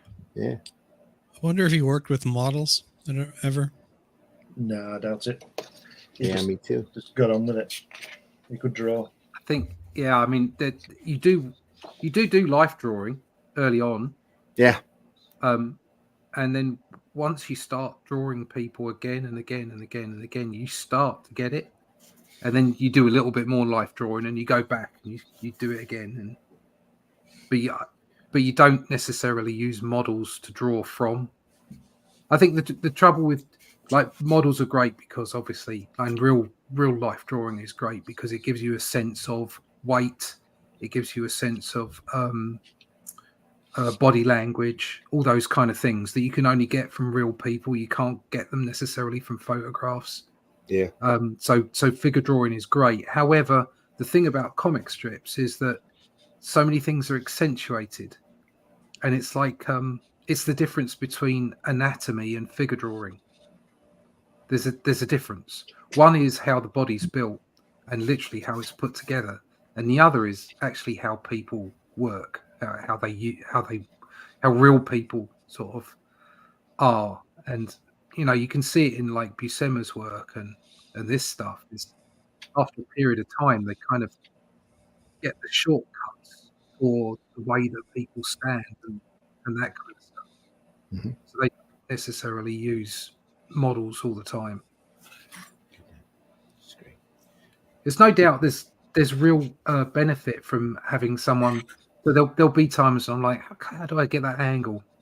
And I won't go to necessarily a 3D or a model pose. I'll ask my wife to stand there and say, right, okay, I want to see like the back of your head or the way that your cheek works, or however that works, or my son or whatever, and just say, and or you hands are perfect. You just put a hand up in front of your face and you've got your own hand to draw from. So there's always benefit in that, but so often most of this stuff is being thrown down at such a pace that these great artists find themselves having shortcuts for the way people are in reality, and that there's like this transference to a strip way of doing it. Mm-hmm. I mean that's a beautiful example down the bottom left there, where she's drawing her arm. And Yeah. I don't think people twist their bodies like that, but it doesn't matter. That works. And certainly it's very natural the way she's drawing her arm there. Enrique's actually put himself in that second strip. See that guy talking in the one above. The one above. Here? That's Enrique, yeah. Is it? Oh, cool. Yeah. Wow. Just a little obscure character, never to be seen again, and there he is. Brilliant. And God bless Mrs. Queen, please. Yeah. God bless Mrs. Queen. I was going to say, and they totally understand their audience too, because when it came to balloon placement, they covered the ass of the guy and not the girl right there. Well, there's nowhere else to put it, is there? Because if you put it to the left, you'd be covering her backside. Covering up the hero, yeah. That's the one we want to see. So, yep. Look at that one there on the other page, the third panel. He says, as they say, here is very good room, lady, very clean. Hockey. Brilliant. Yeah.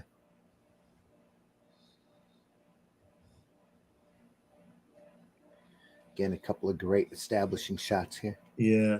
He draws vehicles well, doesn't he? Beautiful scenery. Great. Just a great set of panels there. Ah, pretty Mrs. Mr. Gavin is. All Turkish men like to cheat film people. Brilliant.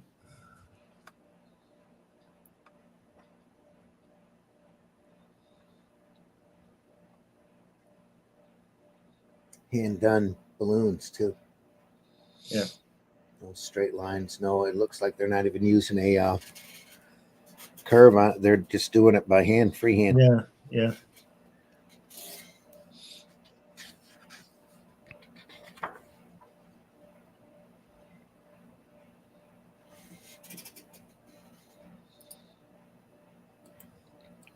Sarah's up. It's a huge ass ant, yeah. And I like you're being served. Okay. Yep. Up to date there.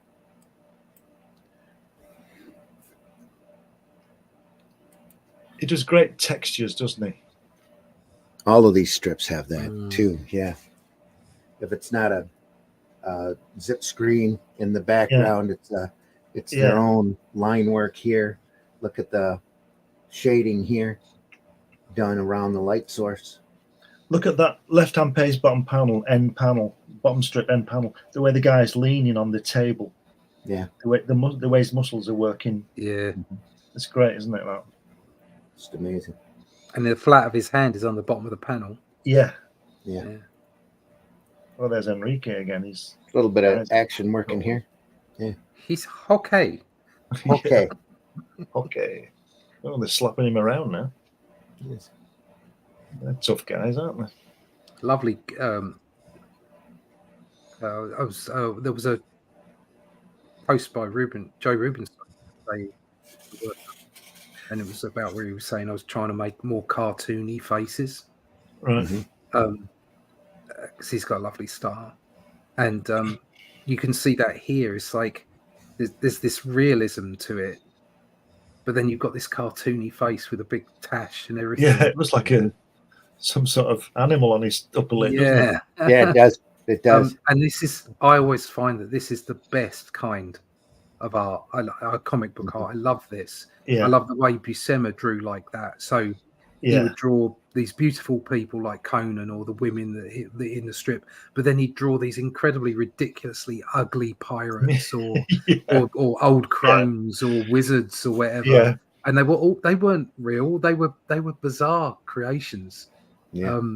And just love that. Or the simpler stuff, if you look at like some of the Thor and the Fantastic Four and the Avengers stuff with the crazy big teeth, and especially Thor, the crazy big teeth on the trolls, and I love that.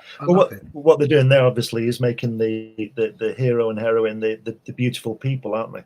And they're making a stereotypical villain who's got to be ugly and blah blah blah, or comedic, guys, which is what I said at the beginning about the editors asking Enrique to make the women villains ugly, and he said, "No, I can't do that. I'm not doing that. Why do they have to be ugly? Yeah. Evil people can be beautiful too. Yeah. Go ahead. Sorry, Russ or Glenn. I'm going to say the great Russell appreciated that kick there at the bottom panel, bottom page. Sorry, the last panel, the last one. The first one of that strip there, where she's kicking him in the face. Yes, that's brilliant. Yeah. Like it's like from a standing type of thing. I don't know about kung fu and all that stuff. Like her arms are a bit loose. Bang. It's not good for balance. Looks good though. Yeah, it's great. And go on, sorry. Go on. No, I don't mean to interrupt your thought. Go ahead. It's all right. No, I'm just going to say in the next panel we've got Willie there with his little bottom and his big shoulders, looking like Garth again. Yeah. That's a figure skating pose more than a kung fu kind of thing. He's doing a nice triple salco there. It's showing us what he thinks of Torval and Dean. Yeah, looks great though. Looks great. Yeah, and it's great, isn't it? It's fun. And he's got his flared trousers on, flared jeans on. Very 70s here. Yeah. Brilliant. Before we turn the page, I was going to point out this panel and how it's a grand study in inking. The character here being so stark, the foreground being grayed out with lines, and then the villain here with the black shirt on. Yeah. Just everything on that panel just pops incredibly well. And you don't have this big, detailed, confusing background on it. It's just a series of lines that represent the silhouette.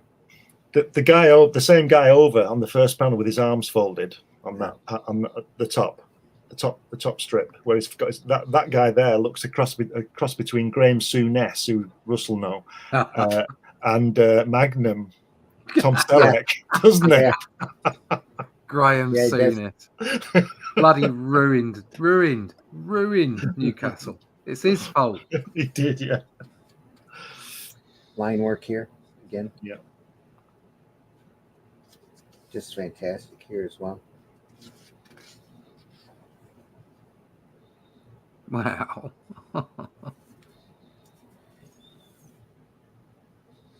It's kind of a shame that these strips are printed as small as they are. Yeah, it'd be nice to see them about 2 up, maybe It'd 2 on a page like this sideways. Artwork size. That would be nice. IDW needs to get a hold of this and do a Dick Tracy treatment on it. You know, and print the book sideways, larger, 2 strips blown up. It'd be just beautiful. Definitely. Yeah. Nobody would know who they are though, because practically nobody knows the strip over here. So. There is there is one benefit, I think, to like technology and like AI as it's going forward is the upscaling resolution stuff. Yeah, they got. So you can take a lot of older stuff and then give it new life. Mm-hmm. Yes, that's the one thing it is good for is the tool aspect. It can make a great tool. There's no doubt about it. It's just once again, people are showing their ability to be lazy. Yeah. And the guy there leaning again, like the other guy, with his arm resting on the table on the first page, last panel. Yeah. Muscle structure in the arm. Yeah. The weight, isn't there, where he's leaning on his hands. Wrinkles on the shirt. That's a really nice effect on the strip above where the policeman is looking up the tunnel where the light is, isn't it? Yeah. Yeah. That's a fantastic effect of that light. Really good. Speaking of lighting effects over here. Yeah. Light source there, shining in. Everything else in half silhouette. Yeah. Just great looking. I like the way when he calls a princess, it's always written in upper and lowercase. Have you noticed that? Yeah. It's like he's saying it softly. I think that's Gavin's pet name for her. Yeah, but the way they present it, like normally they're speaking in capitals, but when he talks to it, it's usually on upper and lowercase. Like they're speaking quietly rather than shouting. Right. A good effect.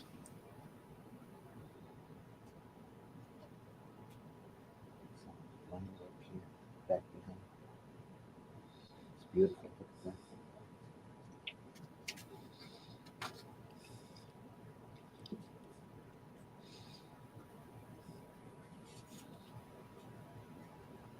So how come we're at like half crew today? We're missing like Allison. Charles couldn't make Charles and Allison, and Allison felt ill, unfortunately. Yeah, she's been on and off sick for a little bit, so hope she feels better soon. So it's just us. They know they're always welcome on here whenever they want. So I do like the way he does. Look at the first page there, the last strip, the center panel of the street. I do like the way, like we said about the glow on the previous page. I do like the way he renders the brick and everything. It's totally different from his line work on the figures, and so it should be. But it's fantastic the way he does it. Yeah, it is. He's a master. He's a master, isn't he? He knows exactly what he's doing. Yep, very much so. Well, this whole strip, everybody that drew on this strip was just amazing. Yeah. We should do something on Jim Holdaway because nobody knows who he is. I have I think it's Holdaway. The book that we looked at Frank Bellamy. I think I've got Holdaway and Sidney Jordan. Oh, right. Books on those. We'll need to look at sometime real soon. I've got an interview with Sydney Jordan as well. I should run these things again, shouldn't I? You should run them all in one issue. Yeah. You know, like the English Masters or whatever issue. Mm-hmm. Get Bellamy in there for sure. Yeah.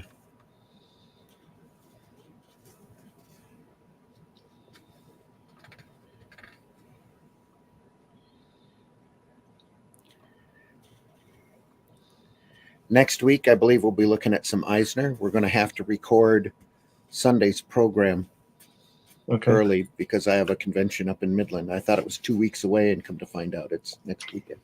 Okay, just let us know. And it is Eisner week next week, 1st through the 7th, as they say. Look at that left on page 13 where he's lighting that cigarette. That's fantastic, isn't it? And it's just so natural the way he's lighting a cigarette. You know, he's not. Yeah. The way his head's tilted and everything. Mm-hmm. This is. I'm gonna have to get my Modesty Blaise books out again now and read this. Yeah. I've not read them for a while. I haven't read enough of them. Yeah. They are good though, aren't they? They're just super. Again, like we said before, the reading on them is a little dense with the story. Once you get into the story, it's just amazing. Like you said, if they could reproduce these, say 2 strips on a page, you know, on a landscape book. Yep, they really need to do that, like this wide, Yeah.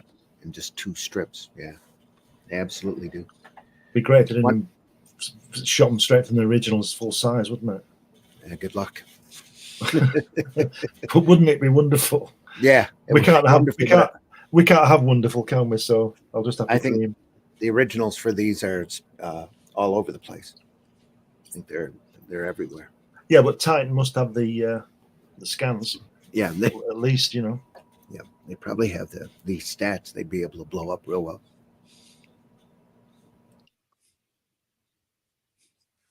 Again, those rocks on that bottom left panel, bottom left strip on the right-hand page. Just so good. Yeah.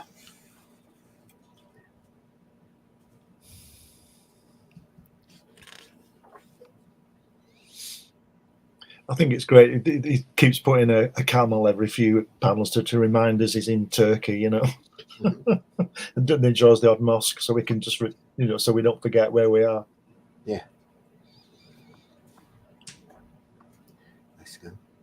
Look at that Jeep there in the 3rd tier with his leg on the other page, the 3rd strip down the 1st panel.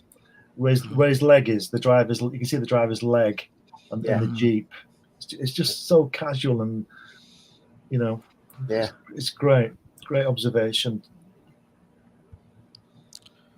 I would not be a fan of living in the desert or a Middle Eastern country. No, me neither. Just, I find sand the most boring environment that you can think of. It gets up your arse, mate. It's horrible. It's not the sand you have to worry about. Sand's not going to hurt you. It's the stuff in the sand and the heat. Yeah. Well, it's not entertaining to look at, right? Like, there's no. I don't know. I just like it's just I don't find deserts. You never been in the desert? No, I'm like up north. I've never been to the desert. You need to take some time and travel. I'd like to see I've an traveled. American. I've just never been to the desert. I'd like to go to Arizona. I'd like to go to the Grand Canyon and all that. It is a totally alien landscape. I've spent a lot of time in southern Spain. Yeah, I'm not happy about deserts either. Well, I've been to Grand Canyon a couple of times. I flew over it in a helicopter and a plane. It's the most amazing place. Like I've seen pictures and I've seen desert scapes, and I just don't find them interesting. I think it's all very. Well, believe me when I tell you the pictures don't do the actual scenery justice. We took a couple of weeks.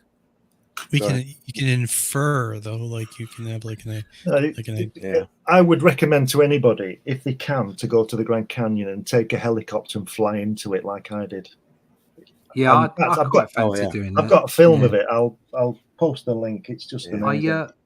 I took a helicopter ride in San Francisco, and we went. He actually took us under the bridge.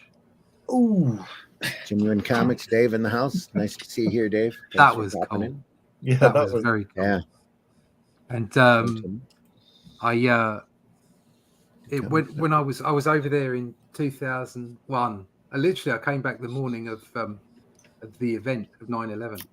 right. So I was lucky to get out of America. Actually, Yeah, Yeah. you were. grounded You were everything. Very lucky. Yep. Yeah, I came home, and when I got home from the airport and came in, took my bag upstairs, came down, and the whole thing was on the news. Yeah. It you just were happened. So I incredibly was very fortunate. lucky. Yep. Especially as soon as I was looking at taking a plane and maybe doing somewhere else in America at the time.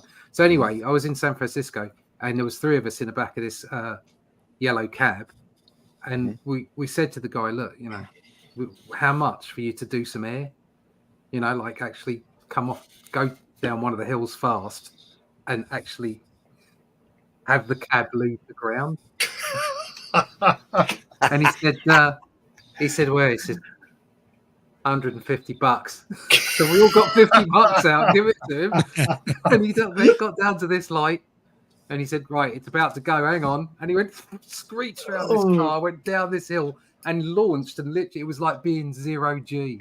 Like we just sort of like floated in the air Steve and then landed, McQueen. and we were looking out the back, and all the sparks went out the back of the car. It was great. Brilliant. Steve McQueen. That wasn't Steve McQueen. That was the like scene best from. $50 I ever spent. I tell you. Oh, hilarious! That was the scene from Ferris Bueller's Day Off. That's what that was. The Right. 2 guys taking the car across Chicago. Yeah. Great stuff.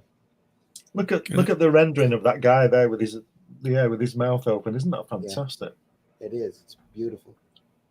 Russ's story there kind of reminds me of this. There's a ride at Canada's Wonderland where it's just this thematic movie thing. Supposed to be this thematic movie thing. At the end, there's this just sudden drop, but Paramount sold the park or whatever, so they got rid of all the movie stuff, and it's just like a crappy reproduction of whatever it's supposed to be, and it's just boring as all heck, right? And you're supposed to originally you were supposed to like shoot dinosaurs or something, and there'd be like a sudden a drop to avoid like some kind of dinosaur, but then they replaced it with like Space Invaders level graphics, and you're like, and it's just. But anyways, you get to the drop, and like you don't expect it. The drop, and it's just out of nowhere, and you're just like, it's like a basic monorail type, or like a track type thing, but the seats have no padding whatsoever on them, and it's like at least like a 10 to 8 feet drop, so you get enough air off the seat, and you just slam down on these hard plastic seats, and I'm just like, that took me out for like half the day. I'm like, mess you back up. Yes. But yeah, you get air. Anyway, back to the subject of our video. Again, look at that left-hand page, bottom tier, center panel. Look at the negative space on that desert scene there. Plenty of it. Fantastic? Yeah, Isn't and the that panel brilliant? above. Yeah. Isn't that Yeah. wonderful? Like the way he Yes. breaks off when the panel stops from the border, Yeah. removes the panel border. Yeah, Here, lovely. yeah, it is. And that camel, that's a good camel. Yeah. That's a great camel. Gotta love a good camel, wouldn't you? Gertie. Yep. Gertie loves to dance. Like to spit at you, camels, don't they? If you get too Yes. close, they're not very friendly creatures.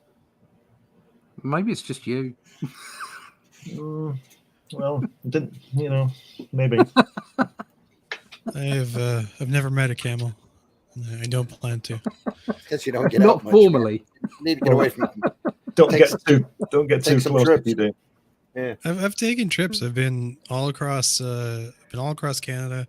I've been to New Zealand. I've been to Alaska. I've been to parts of the U.S. Haven't been to Europe yet, but yeah. Nothing. So happy to be where I'm at. I'm like an hour and a half away from really big water in any direction. Yeah. So just and there's nothing like the Upper Peninsula if you want to see desolation, except maybe some parts of Canada. Most parts of Canada, I should say. Yeah. Lots of trees, lots of. Yeah. Go ahead. Ever been to the prairies? Where? Prairies in Canada. It's just nothing but flat. No, but I've driven across the United States. Yeah. Been to Along Norfolk. 80 and 90. Yeah. Did he get buzzed by the United States Air Force, Russ? And Yeah. Norfolk? I did. Norfolk is just so bloody boring. What's that road? There's a road, and you're looking in, you're driving along, and you're looking in the mirror, and this road's dead straight, and you see these dots in the mirror above in the sky, and then all of a sudden there's this deafening roar with these bloody American bombers and the fighter bombers, and they're sort of tracking you and doing dummy runs on you on the road, scaring you to death, and they fly about 10 feet over the top of your car, or it seems like it. You're talking Montana or what? No, it was in Norfolk in England. Oh, okay. They come out of the Broads. They come out of Lakenheath, don't they? Yeah. Big American Air Force base there. They use all the local traffic for strafing maneuvers. You never see one of these. What they call those planes with the big engines on the side? Jets. Those fighter planes. You'd know what they were. F-111 or something. They're amazing, but they come out in 6 at a time. Jesus. Oh, yeah. That's gotta be crazy. The prairies in Canada stretches from Alberta to Manitoba and goes through Saskatchewan, and it's nothing but flat with like absolutely nothing. One of the longest stretches on the planet of just flat land, and it's boring as hell. I've been across it, and it's boring as hell across. You want to go across the salt flats in Utah? They last forever. About as close to that I've gotten is the Great Plains here in the States, where they shot Dances with Wolves. Right. Nothing but grass and rolling hills. Yeah. It's similar, except for there's no hills. Yeah. Nothing like it. And you can see forever too, right? Which is the funny part is you just like. Well, there's a stretch, I think it is in Montana, where you're driving and it's a straight stretch, and all you see is that straight stretch right down to a mountain range way off in the distance. One of the best things about places like that I found was at nighttime when you can see the stars and you can see the galaxy, the dust of the galaxy ring and all that sort of stuff. It's amazing. It's gotten to the point around here where they have designated what they call dark parks, where you go to at night that has no light pollution, or it's judged to have no light pollution, where if you sit there long enough, you can see the Milky Way. Yeah. And all of the stars pop out. There's nothing like it. Yeah. When I grew up on the farm, there was absolutely no night or light pollution at all. Like every single night was like that. We had an old flatbed truck stuck in the field, and I just go sit on that and then just fall asleep in the summertime and wake up, and then roll off the truck because it'd be hot and the sun would wake you up, and and you just go back inside. Yeah. Yeah, I drove through New Mexico, the New Mexican desert, in the middle of the night. It's just amazing. Just crazy. The amount of stars that are out there. More line work here. Yeah, it's fantastic, isn't it? Look at that. It's great. Great lighting. Yeah. And the way the contrast of the black costumes as well. Yeah. Great panel. They're about to get the shit.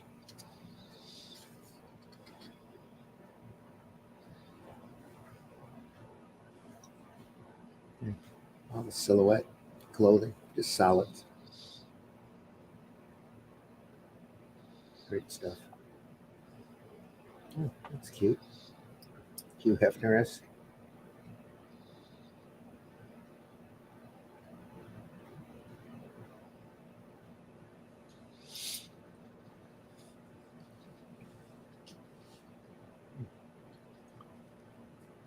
Yeah, definitely need to sit and read this again.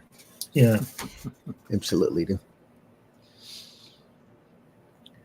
Where were we at? John S. in the house. Genuine. Hello, Sarah. John S. Sarah? Oh, sorry. Sarah says hello. It's strange to ride one. Feels very different than a horse with the way their knees are and they have to climb a ladder to get on. Talking about camels. So much long eyelashes. Beautiful creature. Yeah. Of course, the long eyelashes to protect from sand. The eyes are gorgeous. Michael. Hello, everyone. Hello, Michael. You want to try and get them on when it's lying down and they get up. That's a performance. Don't need a ladder. It's like a horse. Camels can feel if someone is anxious or relaxed with their responses to it as well. Anyway, it was a sudden pop-up little animal thing in a small parking lot, but a lot I noticed. Yeah.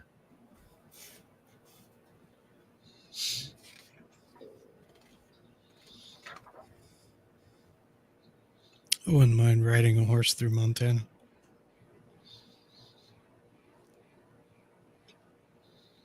Yeah. Really want to go back there. It's a beautiful city, Red Lodge, right at the start of the Rockies. Just amazing, old style.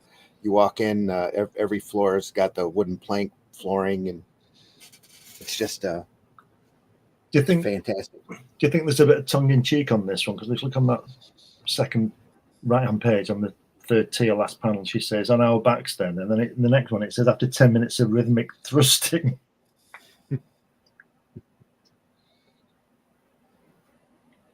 Where are you seeing that? Right-hand page, third tier, last panel, on your back then, on our backs then, right? And then on the one underneath, the last strip, last tier. No, right-hand page. Yeah. No, the right-hand page. Oh, here. Yeah. Okay. It says 10 minutes of rhythmic thrusting.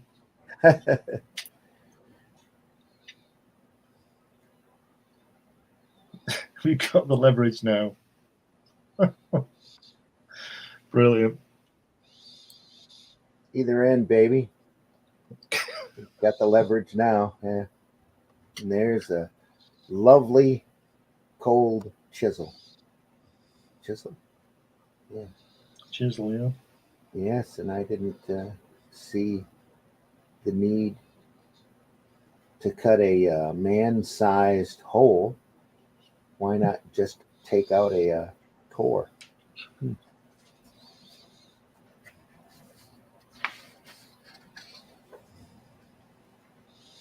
So are they're in the desert being sneaky spies with black ninja suits on? Yeah. Yeah, so traveling Well, you know, at night. But you know why they do that? You know why they do that? Because they can. Yeah. Because they can, yeah. We're going to be sneaky. Well, there you are. It's one of those. It's one of those. You know, if we stand out, we won't. You know what I mean? Yeah. It's nice work here. Yeah. Like an eye, isn't it? Yeah. Watching a dinosaur's eye. That's funny. Well, that needs a batoon on it, doesn't it? Batoon. No, it doesn't. That's why I didn't go to Marvel, because they'd have put a batoon in there. Yeah, it works just fine on its own. Great. Is it me? Is her chin just keep getting more forward? No, she's drawn that far ahead before. Yeah. She just have a pointed chin now. Here it is again. So I guess that's why they don't draw her in profile very often.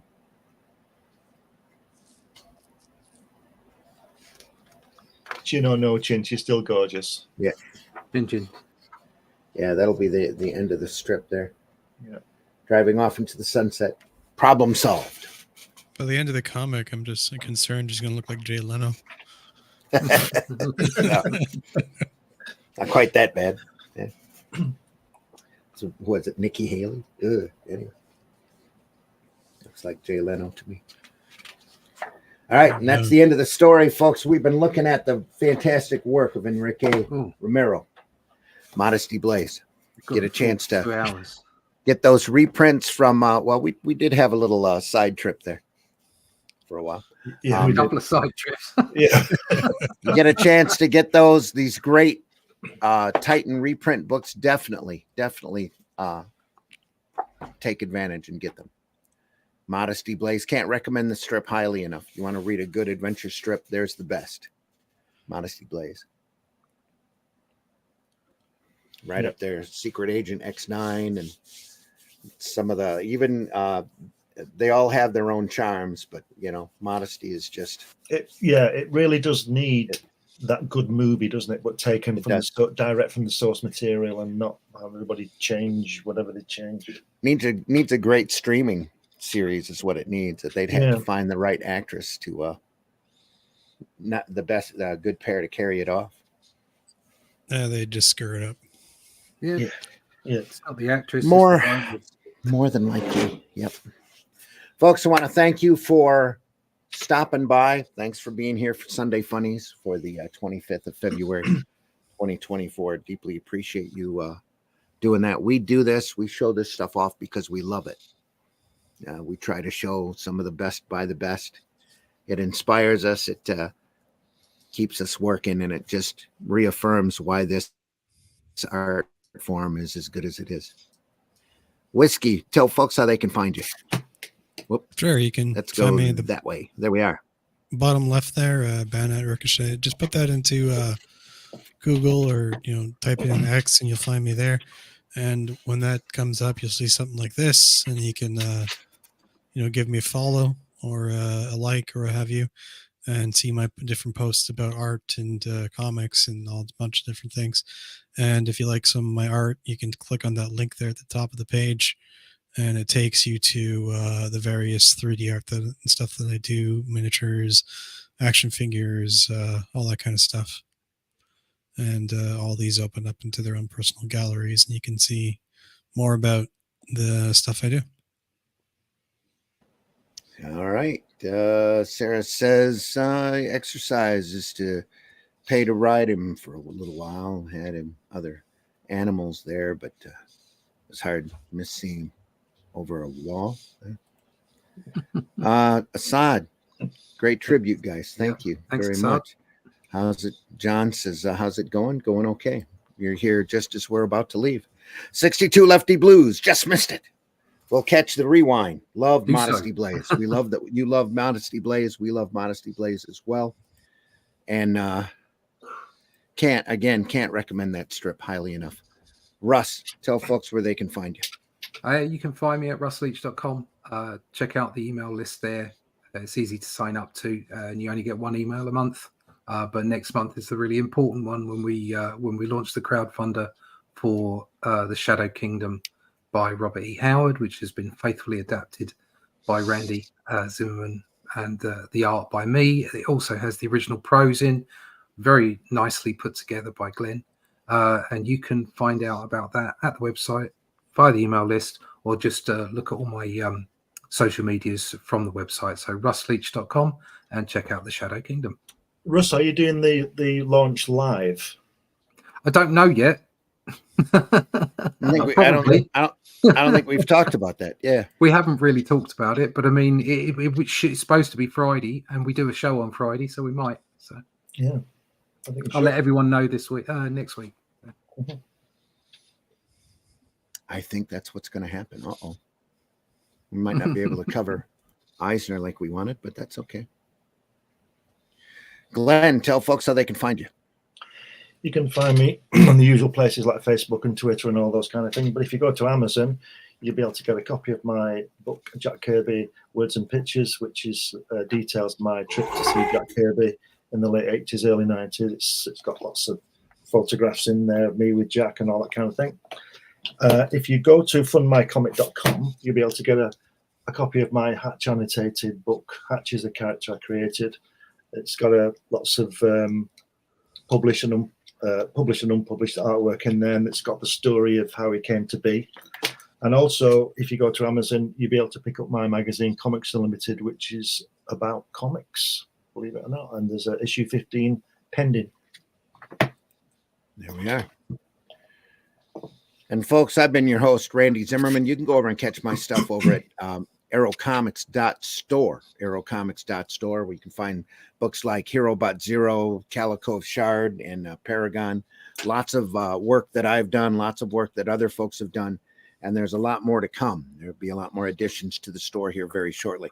Plus, like Russ said, be on the lookout for our campaign to start up on the 1st for the Shadow Kingdom.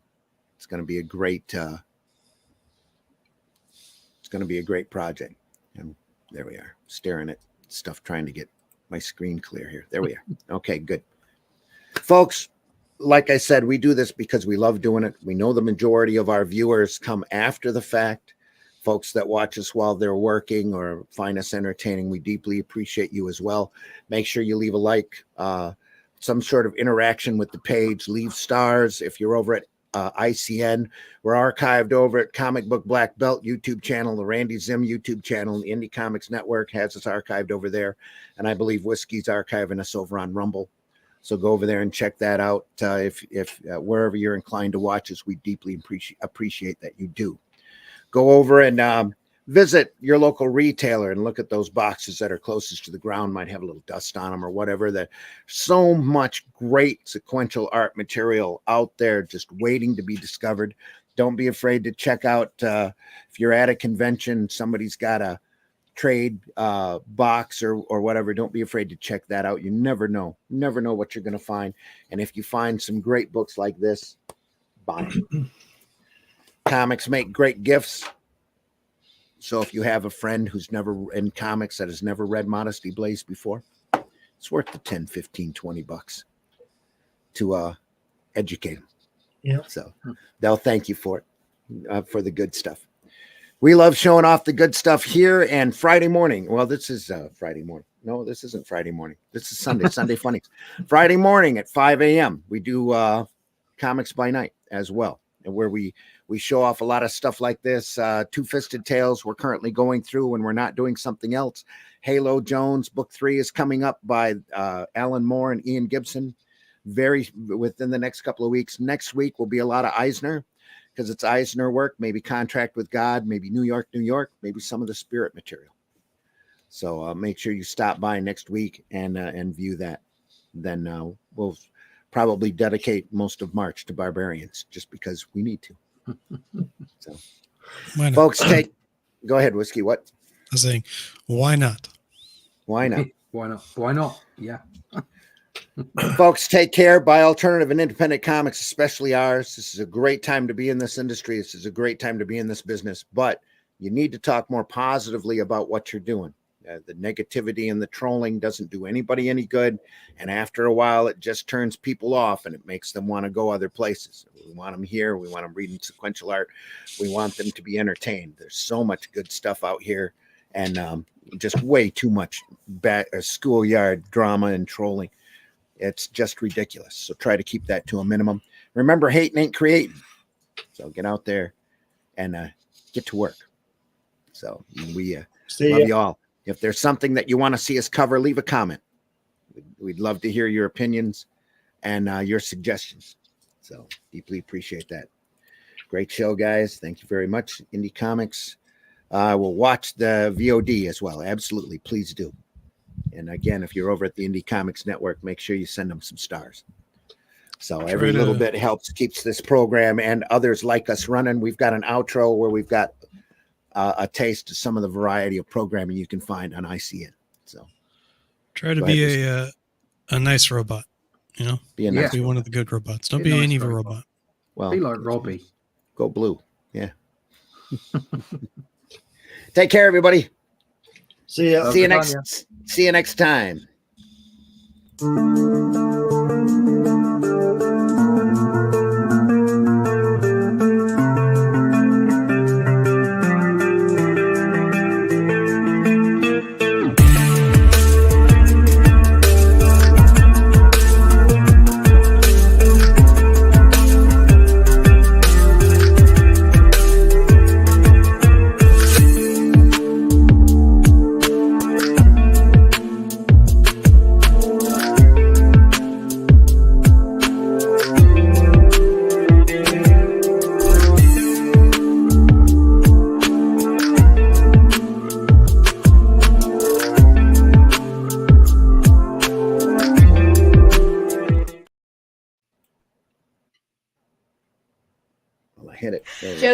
me, bitch. I love this shit.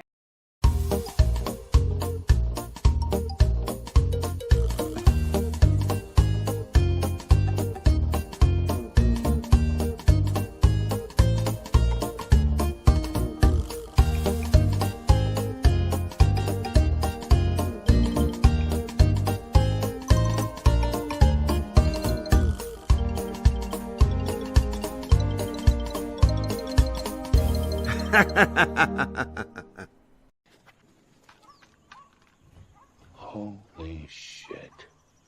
That is the craziest thing I have ever seen.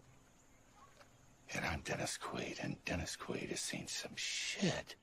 If you look at something and there's nothing there, what's the difference of figuring out what it was in the first place? Taste the biscuit. Taste the goodness of the biscuit.